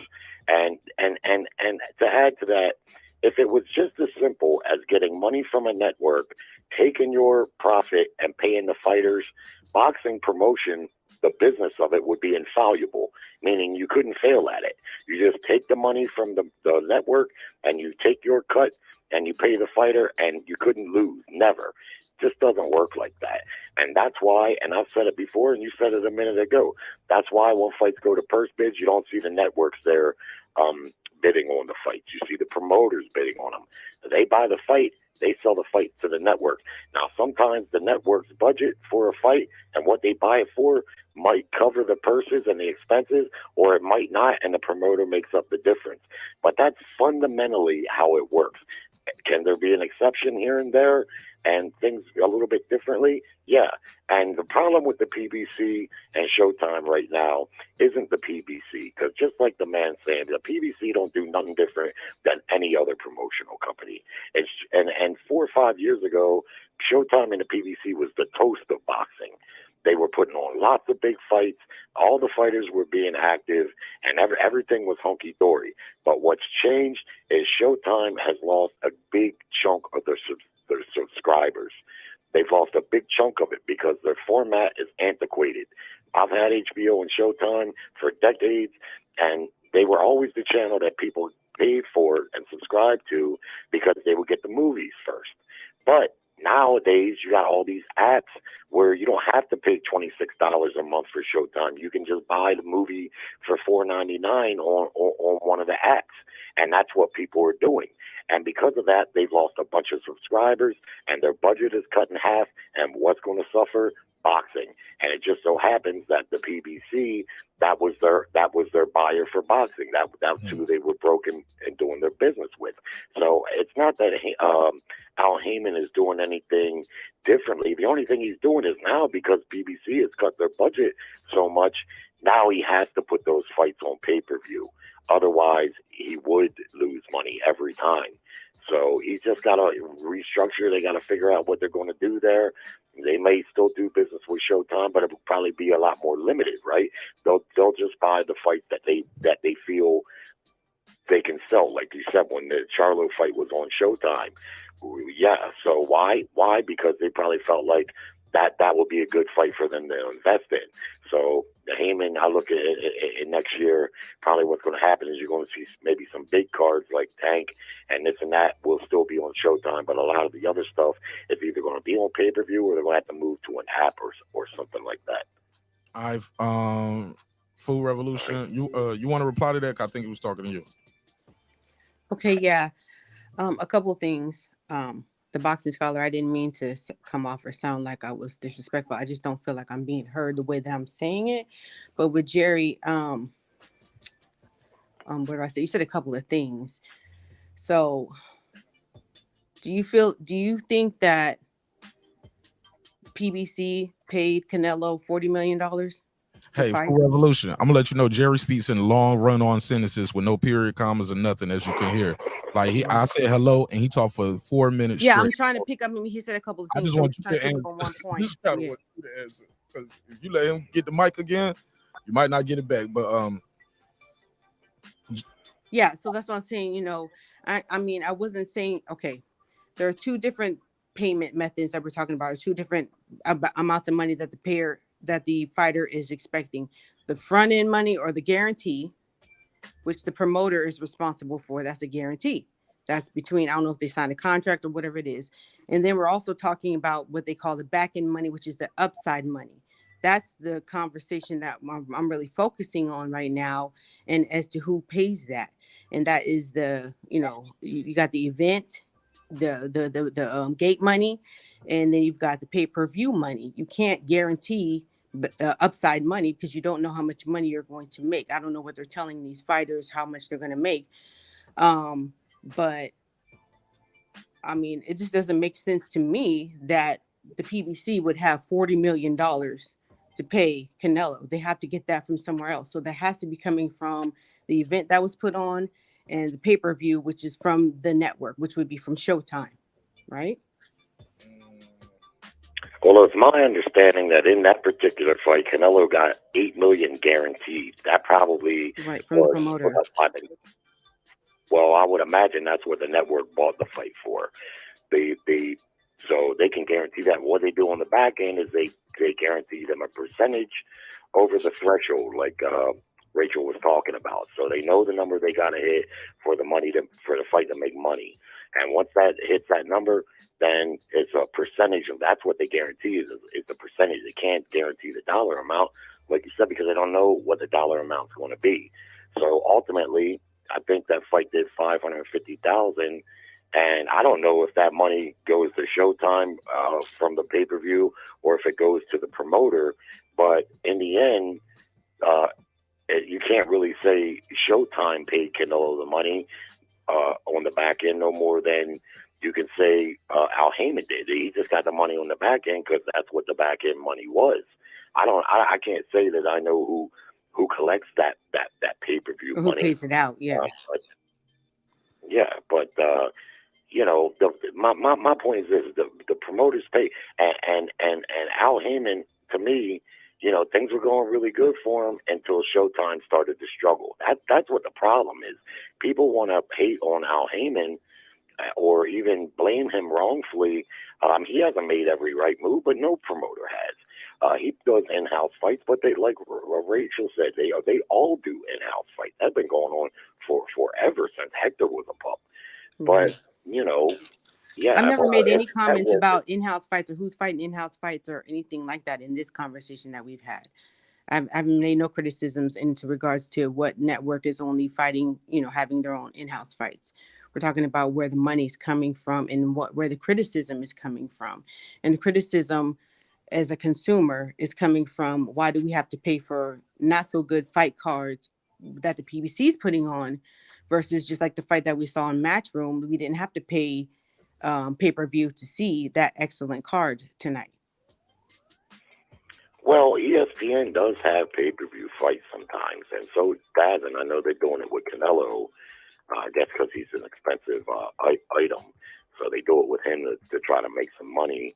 I'm not happy about the pay-per-view, but that PBC's putting on.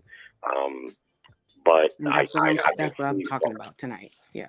Yeah, I can see why they're doing it, and hopefully they find a place to land to where they're in a better situation. Because, like I say, if you remember, 4 or 5 years ago, they were the toast of the town. Al Heyman and the PBC. I mean, they And basically after put this, we got to HBO pass out the of mic, business. Jerry, because we got Rachel up here. We Yeah. didn't even give her a chance to speak on this show. Well, I'm sorry. No, it's all Yeah, good. go ahead. I appreciate it. That's all I got. My brother, Yeah. appreciate it. All right, so Rachel, but you get what we're talking about right there with the with what's going on. What's your take on anything that you've heard so far? Like on pay-per-view. So who did it check? Does it come to the network and then they pay you guys, or does it go to the promoter and the promoter pays you guys? The promoter has to pay it out because he's responsible for itemizing it and sending it over to the commissions, etc. So then it shows, the checks and balances of the Muhammad Ali Act. That's why it's in place. So again, there's no network paying you guys. It's because I think we still getting confused. Where it's two different. You don't get a check from Showtime. Okay, cool. Okay. I think that's pretty blank as it gets. No, okay. Yes. I never. Okay. Well, it does. Okay, but this is the thing. I didn't say that Showtime is cutting a check to. I think that's how we started off. You was like, Showtime. Well, let me explain what I meant by it, even if it was misunderstood. What I was saying, I did say that Showtime gives the money to the promoter, and then the promoter pays the fighter, but he's not coming up with the money himself. It's all about the source of the money. Or Lou DiBella is, I don't know what he's paying his fighters, but I don't think he's coming up with hundreds, in the millions of dollars to give his fighter. He's making a deal with the network that they're fighting on. He's getting that money, and then he's paying his fighter from that source. Is what I'm trying to say.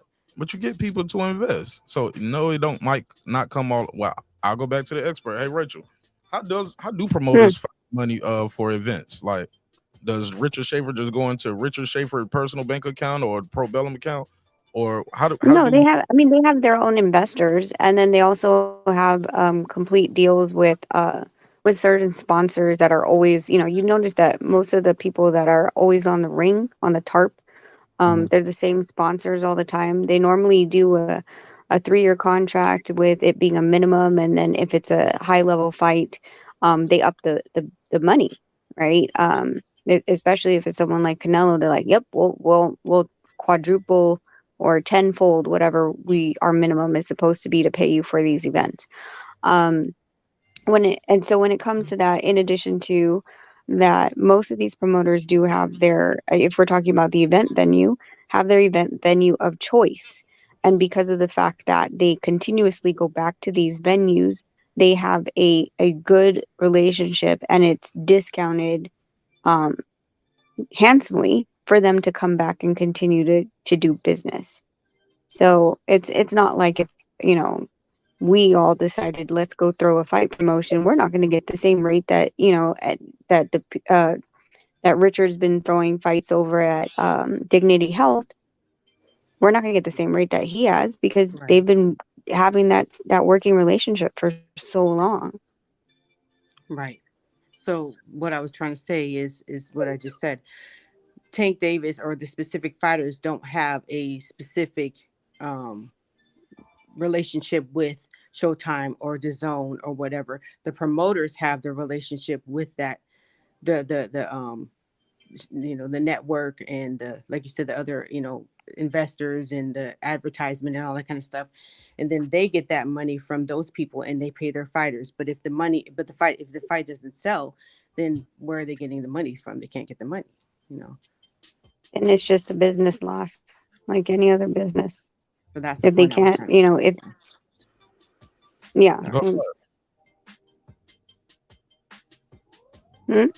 Go ahead. Yeah, that's all. I mean, it's just some fail, some don't.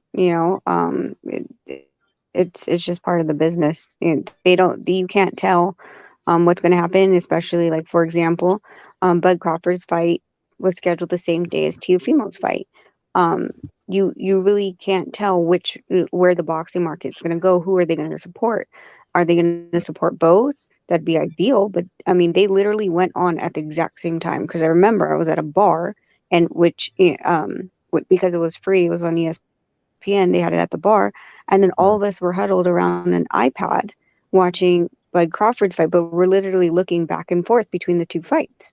Most people wouldn't even do that. They would just pick a fight and support it. I did the same thing. I was doing that too. I did the same thing when Baumgardner and Mayer fought on the same day that Wilder and what's that? Yeah, Hellenius and Caleb Plant and Durrell fought. I was going through, back and forth or whatever, but one was free and one was not, and that's my whole point. And I just want to be clear too with the other point, so we don't have any confusion. The promoter does the way the promoter gets the money. He don't just go in his bank and get it. So when we ask where he get the money from, that's where they get the money from. Tecate, Budweiser, Jordan Brand, things like that. Those people are the ones who put up the money. And the network. The network can put in money towards the fight, because and yet in the same respect. Okay, these are my B-level fighters. We're gonna put them on ESPN or whatever, but the ones I need on ESPN Plus need a higher purse amount, and these are the fighters. Can we sign off on these fighters? And it's going to continuously move based on the market of the fighters if they're not performing, and how much they're willing to pay for these fighters. The reason why you don't see a network in a purse bid is because by the bylaws of every single of the sanctioning bodies, you need to be a licensed promoter, and none of these networks are. So that's why they have to work hand in hand. Simple as that. Go ahead, Boxing Scholar. I ain't got nothing to add. There's some jewels right here. Yeah, I'm learning a lot too. And you can be signed to a network. Boots is actually signed to Showtime. Right. That's why it's going to be really difficult, or it's going to be interesting. His promoter is Cameron Duncan, D&D Boxing.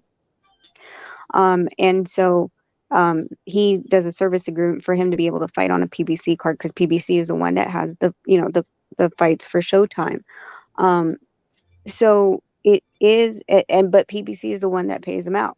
Or TGB, whatever. They're the ones that pay him out at the end of the day, even though he's contracted to Showtime.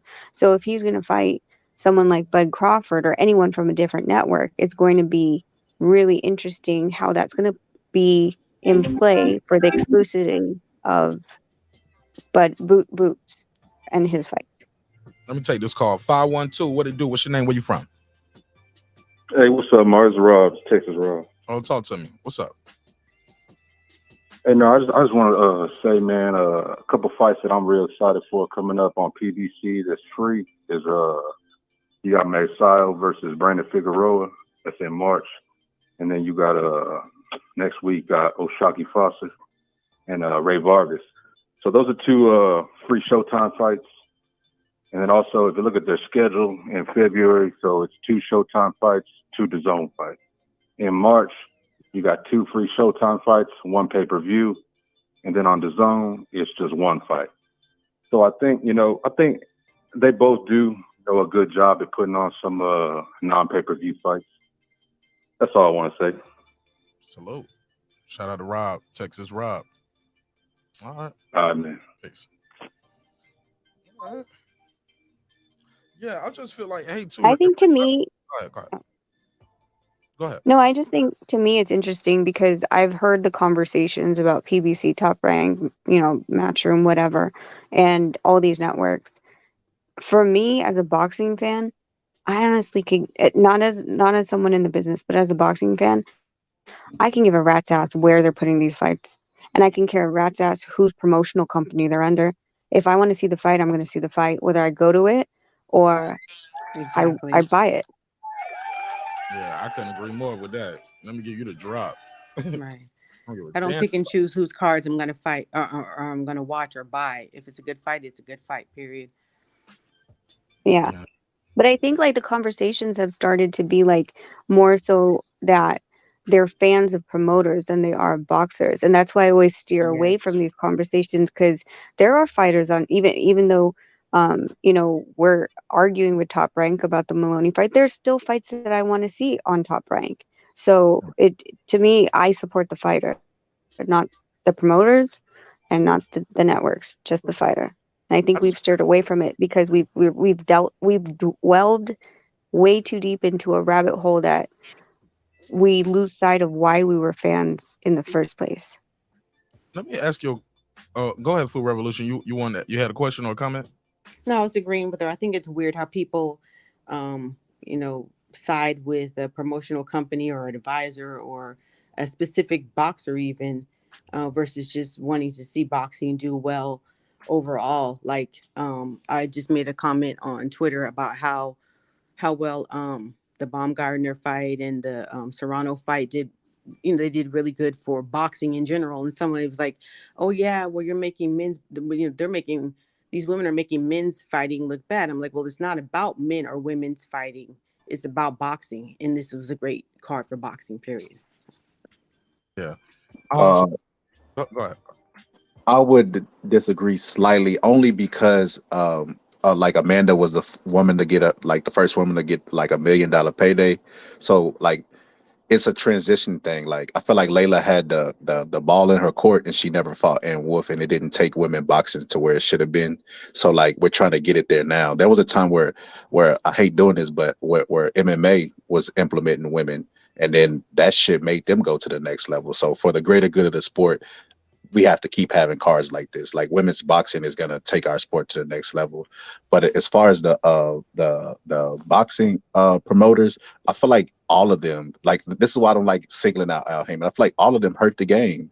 I feel like they hurt the game because they're all trying to move towards what Dana White does, which is they're recognized as the face of their sport, right? So when people think of MMA, they think of UFC.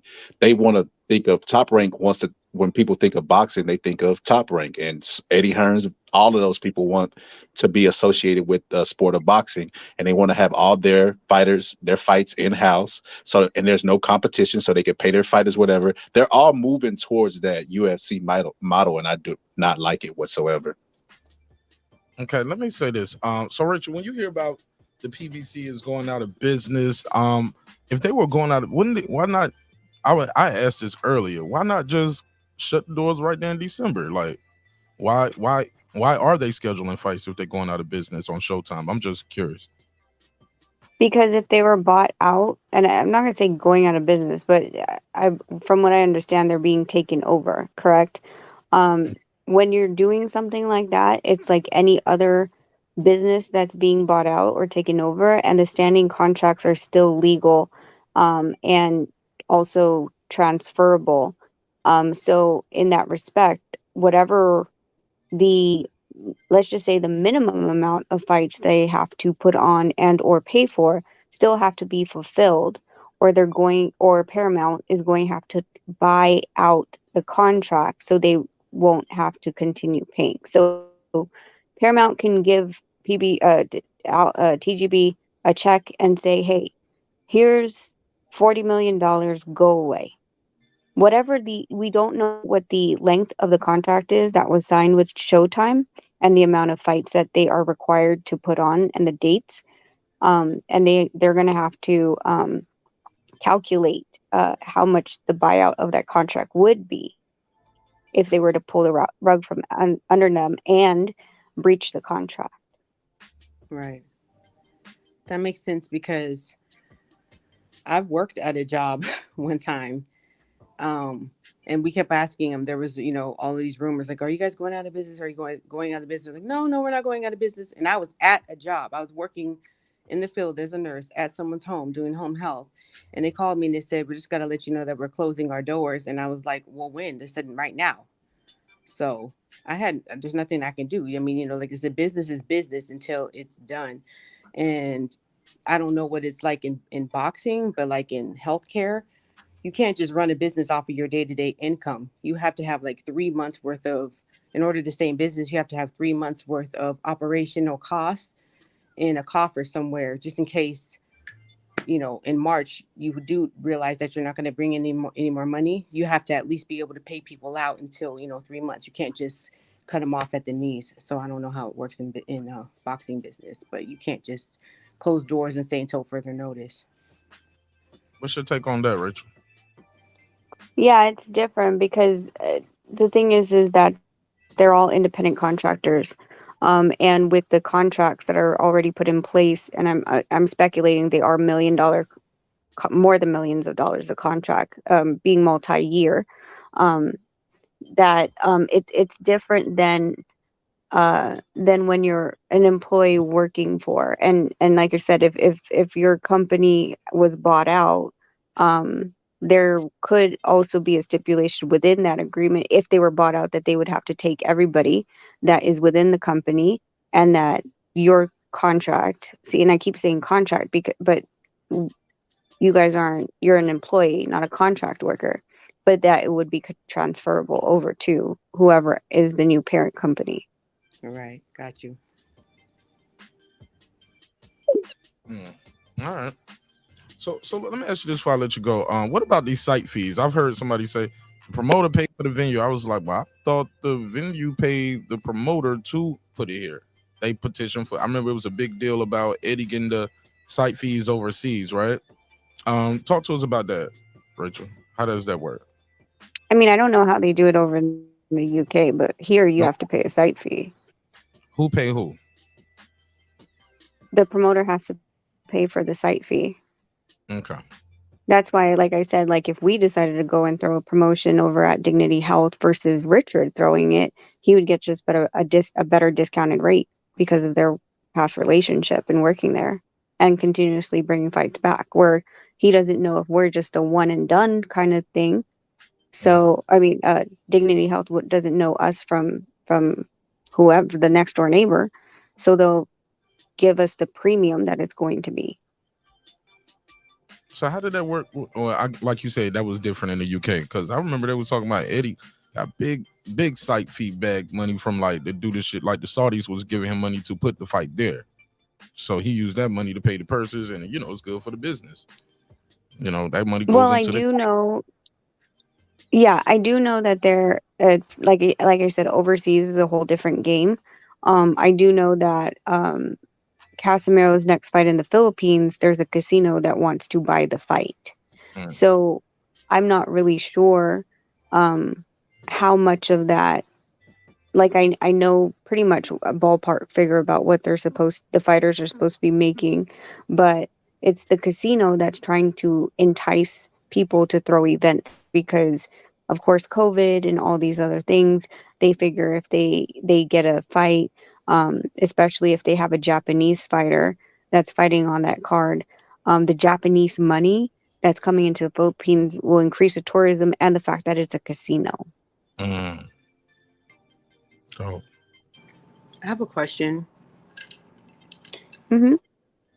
So, I mean, this is just for the whole panel. So everybody's been talking about possibly, the Tank Davis versus Ryan Garcia fight happening, but I guess as far as I know, no actual contracts have been signed on both sides. If the fight happens, what network do you think is going to host the fight? Do you think it's going to be on the Zone? Because I don't know about Al Heyman. We don't hear anything from him. We don't know if he's dead or alive. I don't know the man. But we've heard Ellerby say, no fighters are going to fight on the Zone. But then again, Mayweather just fought on the Zone, didn't he? Didn't he just fight on the Zone or whatever? Right. Yeah. So do you think that they would just go ahead and let the Zone host the fight? Or do you really think it's going to be on Showtime? It's got to be one or the other, right?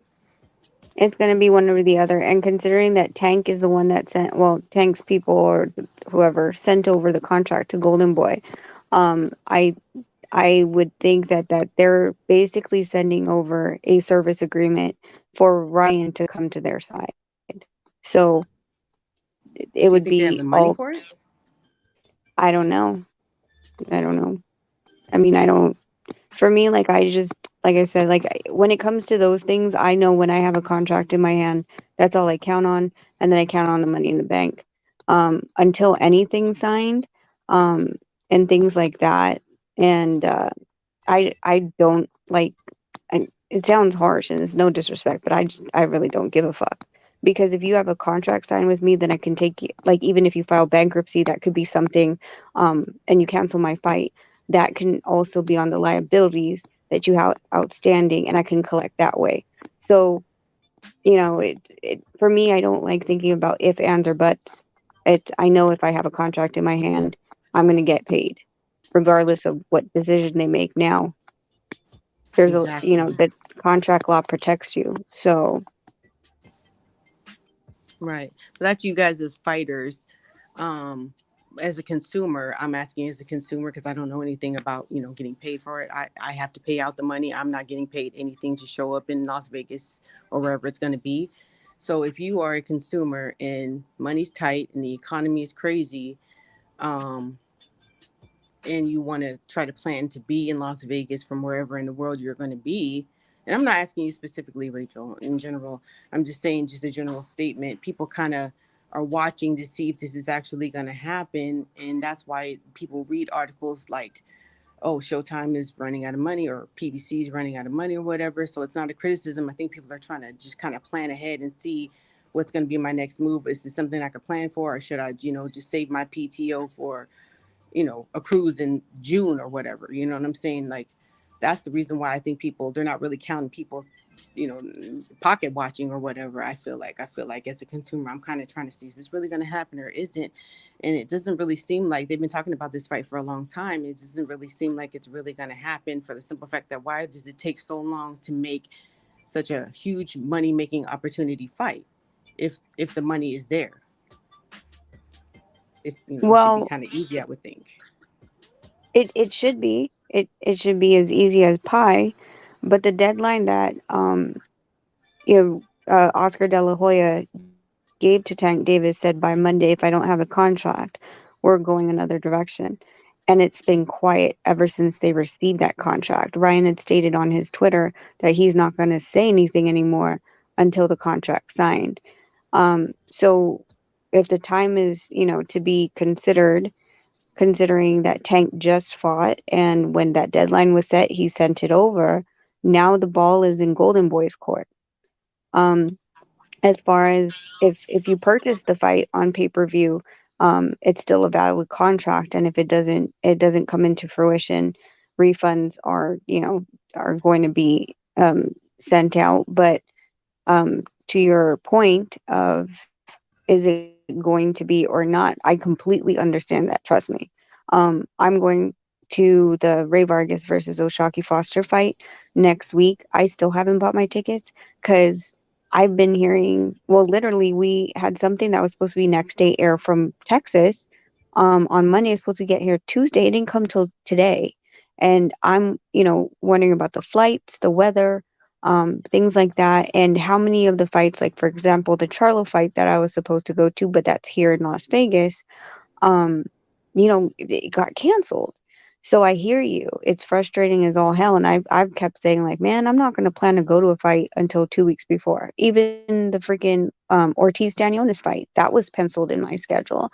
And having 2 little kids, I have to plan for someone to bring them to school, and bring them to all their extracurricular activities, and, and plan accordingly, only for it to fall through. So I get what you're saying. Exactly. I want Exactly. to jump in this though. Let me say something. That was my point. I was just about to say before we went to her. Like, even once they signed the contract, you used to find out they was to sign the contract tomorrow. It's boxing. Things change. People get injured, COVID, just a million things can go wrong before that fight, even after they signed it. So, like, that's a risk people take all the time when you buying these tickets and going to these boxing events.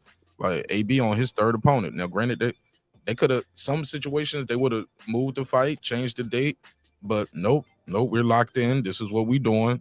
Gonna just find somebody else and then find somebody else. So it's just because they signed the paper tomorrow for Revolution is all I was saying. Things still could change. People can't. Things can happen. Right. Also, Tank Davis got a court date coming up. I think that's very key too, to find out what's going on with that. Yeah, there have been rumors. I don't know. I haven't heard from Steven Espinoza of this myself, but someone posted something on Twitter I don't know what the sources are, if they're credible. That Espinoza was saying that they are waiting for all of that to go through this month to see. But I'm like, well, how long of a fight camp are they going to have if they're supposed to be fighting April 15th? They can keep training. And he can go to court, do what he got to do at court. Court day over, train at night, train in the evening. But yeah, I mean, that ain't even for us to concern about, though. I mean, how good is this fight camp going to be? Like, if they put the fight on, they put the fight on. Well, no, I mean, if you like to bet on fights, you kind of want to. People who bet on fights and make a lot of money in Vegas, look at all of those things. Okay. They look at but that's a whole other argument of all that other kind of people, stuff. So. What the bettors will say, because I mean, I don't know. I mean, they're consumers as well, so I'm just saying. Yeah. I'm just speaking from the consumer's point of view. That's all. Fair enough. All right. Well, fight camp is normally 8 to 12 weeks, depending. If you need a fat camp, you're starting at 12 weeks, but normally a fighter usually ramps at 8. Right. If they're not in the gym right now, and I question any boxer that's not in the gym, we're in the freaking gym and we don't have a goddamn fight scheduled. This is what pisses me off about boxers all the time, and that's why I don't train a lot of them, because of, I won't say the laziness, but I'll say the complacency. When they start getting big money fights and they fight twice a year or whatever, and they forget that you are getting paid because you're a professional athlete. If you're a professional athlete, a professional boxer, then act like one. Your job is 365. Right. Lack of discipline. A lot of fighters have a lack of discipline. Yes. You see them blow up in between fights when you should really not. Like you said, it shouldn't be a fight camp. It should be maybe you might have to lose 10 pounds. Your walk around weight, I feel like, shouldn't be any more than 10 pounds more than your fight weight, because it's really hard to lose a lot of in a healthy way, to lose a lot of weight, even in 12 weeks as a human. What they say, healthy loss or healthy weight loss is like a pound a week.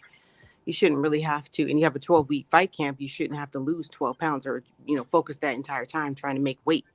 You should be focusing on your opponent. So you could be training all you want to, but are you focusing on the opponent that you're going to fight? But you drop weight a lot faster when you're training, especially if you're training year round. So that 10 pounds, you'll lose that 10 pounds will come off you in a week or two. Well, that's what I'm saying. Well, that's what I'm talking about. But a lot of times they have way more than 10 pounds to lose. Look at Errol. I didn't even finish, but go ahead. A lot of old school trainers will want their fighters to come in a little bit overweight so they have logs so they won't burn out during the camp. Like Mark said, if you lose that 10 pounds early, you're going to be running on fumes by the time the camp is over, and you might go in there mentally exhausted and get your ass knocked out. I don't know about that. I think 10 pounds is, I think we need to consider that, and this is something that's always been irking me about the IBF. 10 pounds though is different from 10 pounds someone that's in light heavy. Nonito doesn't gain weight easy. A lot of these guys don't. And so a 10 pound to a 115 or 118, or they're by fight night they're 128, which Nonito right now is 133, and he's not in camp. By the time he starts camp, he's 129 walk around. By 8 to 10 rounds of sparring, he'll drop all the way to 22 by accident, just because of the amount of exercise, the strenuous activity that he's doing in the ring. So I think I like to do it by percentage of weight, because of the fact that I think, freaking 5 pounds for me is hard, but it's not easy. It's easier for someone like freaking, I think it's hard for Tyson women. Yeah. But I'm just saying, like, within the weight divisions, like, it's, for example, when I was at 195 after I gave birth to my son, it was easy. It was completely easy till I hit about 160, 150. Then it became hard. It became a lot harder. And then now walking at 115, it's hard for me to get down to 110.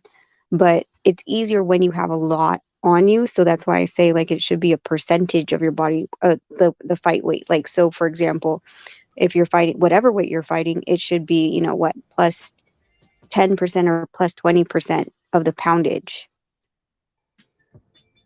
Right. To make it fair. Right. Yeah. the last 10 pounds is always the hardest. The last 5 to 10 pounds is always the hardest to lose. And nutritionists and trainers I've spoken to say because weight gain is natural as far as survival, human survival. Weight loss is not natural. So you have to kind of trick your body and like you're right. Somebody who's 200 pounds will lose weight much faster than somebody who is much smaller, just trying to lose a little bit of weight. Yeah. All right. Well, shit, we can leave it here, man. Go ahead. Anybody got? Y'all want to give me your final thoughts? My final thought would just be a question. I had a question for Rach. Rach, you don't have to answer this if you want to. If you feel like you're violating like some confidential stuff. The other day, I think I was on your show, or maybe he was on another show, and you said that you were looking at Wilder's spar. I'm just curious, how did he look? Was it like, were you blown away, impressed? What, like what? When I was watching who spar? Wilder. I didn't say I watched Wilder's spar. Oh shit, maybe I heard it wrong. I thought you said you was watching Wilder's spar. Okay, my bad. No. Disregard. I would love to, but no, I haven't. All right. Anybody got final thoughts on anything we talked about tonight? Food Revolution. No, just thank you for having me on the panel. No problem. I wouldn't have it no other way. Appreciate y'all. I'm tired as hell, man. All okay, right. Should I go? Oh yeah, I'm gonna let you get your final thoughts too. Okay. Want to plug your channel? Go. Oh well, yeah. So we're on Beyond the Ring with Nonito and Rachel. I said Food Revolution, but I guess she got dropped off. Boston Scholar, you want to plug your channel before I let you go? No, I'm good. Thank you for having me. No problem, bro. Put that weed out. I hear you coughing. You at work, man. Put that weed out. I'm fucking with you. All right, Rachel, final thoughts. Plug your channel too. Just Beyond the Ring with Nonito and Rachel. Thanks, Mark. You always have the best conversations. And I'm gonna have to pick your brain about what we talked about last night because I'm getting asked. I'm gonna do a whole episode. Yeah, we're gonna do a whole episode. We're gonna have somebody from each culture up here. Like, so you, my girl Memory, girl behind the mic. So yeah, we're gonna have you, her. I got a Caucasian sister who's gonna pull up on that episode. And shit, maybe we can get a Latina sister as well. So let's do it. Yeah, you know I do it. Yeah, but sounds great. A conversation about that. And I'll hit you up. Probably tomorrow. Okay, sounds great. Have a good night, everyone in the chats, and always share and hit that like button on your way out if you haven't already. I appreciate that, sister, and welcome to the neighborhood. All right, man. It's been another great episode of Breaking Beats, where we break down business, entertainment, art, technology, sports, and anything else you and I feel like talking about, man. Shout out to everybody who pulled up. This was a good one. Good conversation. Hope you guys enjoyed it. Hopefully, like I said, you were inspired and educated. You learned something today. I know I learned a lot. That's always cool with me. Tired, y'all. I was tired, boss. Yeah, we had a long show yesterday, and I had a good workout today. Did the Donaire regiment. It's kicking my ass, but it's getting me in shape though. So yeah, I'm excited about it. Let me do a neighbors only roll call, and we'll close this thing out. Because without the neighbors, the show would not be the show at this level. So boom, let's close it out like dear. Here we go. What up? Shout out to Beyond the Ring with Nonito and Rachel. Welcome to the neighborhood. What up? Kansas City Mac. What up? Ill Status Boxing. What up? That guy Clips 330. What up? True Media Today, USA Boxing, Coach Malachi Williams. What up? Tar Heel Resin. What up? Pudo. What up? Stephen Bateman. What up? Food Revolution. What up? C. Jones 0224. What up? KP from KC5, but he in Hawaii right now. Send me some beautiful pictures over there. Hawaii's amazing. I got to make it over there. What up? TJR. What up? Matt Wade. What up? DJ. What up? Karma Serene with the Serene Saturdays. What up? Ill Status Boxing. What up? Ace Retro. What up? Tank the Sweet Science Examiner. What up? Beyond and Above Media. What up? Pittsburgh T. What up? SF City Slicker. What up? I Know Boxing. What up? Boxing Lounge. What up? It's Mex. What up? Mike from Boston. What up? Rod of the Storm. What up? Here to There. What up? Miss Queen Sunkissed. What up? Taylor Bell. What up? Maddie Yoel. What up? Cliff Bailey. What up? Con Shonery. What up? Lisa Bell. She never fails. What up, gangsta? Cooking with the Champ. On the mic with Terrence Bailey Sr., HLD, Cooking with Sir Sr., Brandon Washington, Lady Shan Dundum season all the way in the UK. What up, gangsta? D Bevel the Champ. What up? And of course the big fish himself, my good brother Derek Lincoln. What up, gangsta? This was dope. This was dope. This was dope, man. I had a good time on this one, man. My final thoughts is this. I look forward to seeing these ladies get back in the ring on May 20th. I'm gonna challenge you all to support that event. What do you mean by? Yes, I'm sorry, wrong button. I challenge y'all to support this event. Support these ladies on this journey right here. It's a rematch, but she got undisputed. She's still undisputed. Let's support this. This fight right here was a bloody mess, but it was a damn good fight. Cruz went in there, gave her best, but unfortunately, her best wasn't good enough tonight. Alycia Baumgardner did a great job. She got the job done. Congratulations to her on being undisputed as well. And she did good. She did real good. I think that gas tank though, it just gets me nervous, man. She looked really tired in there at times. But he gotta fix these holes. Yeah, man. So good job. But who knows? Like she said she was on a cycle, so a multitude of things could have been going on. So I'm not gonna hold her too hard on that because nonetheless she got the job done. And that's what's the most important. Win this one, look good on the next one. I'm a draw. Yeah. Win this one, look good on the next one. So with that said, man, hey, look, I hope y'all enjoyed the show, man. This episode of Breaking Beats. You already know what it is. It's a hip-hop political sports show with a comedy twist. We like to let these jokes fly because life is serious enough. Hey, look, always remember, y'all, respect is free. Disrespect can cost you everything, your family, your freedom, your finances, most importantly, your life. Sometimes we're going to agree on this show. Sometimes we're going to disagree. But one thing's for certain, two things for sure, homeboy. Never forget this. I built this shit. Me. Brick by brick. And I'll be damned if I let you tear it down just because you don't like the way another nigga talk. And I mean that shit, y'all. Let's show each other love. Let's show each other respect. And God willing, we'll come back and do it again on the next day. See y'all soon. Peace. This that squad side.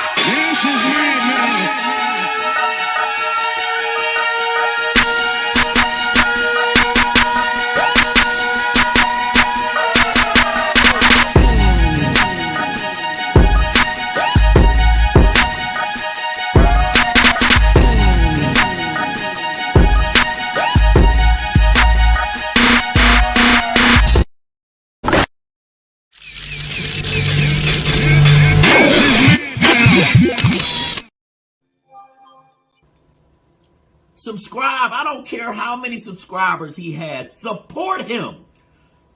So he made all this possible. He made this possible. Nah, Dr. Mark, God made this possible, and so did viewers like you. See y'all on the next one. Peace.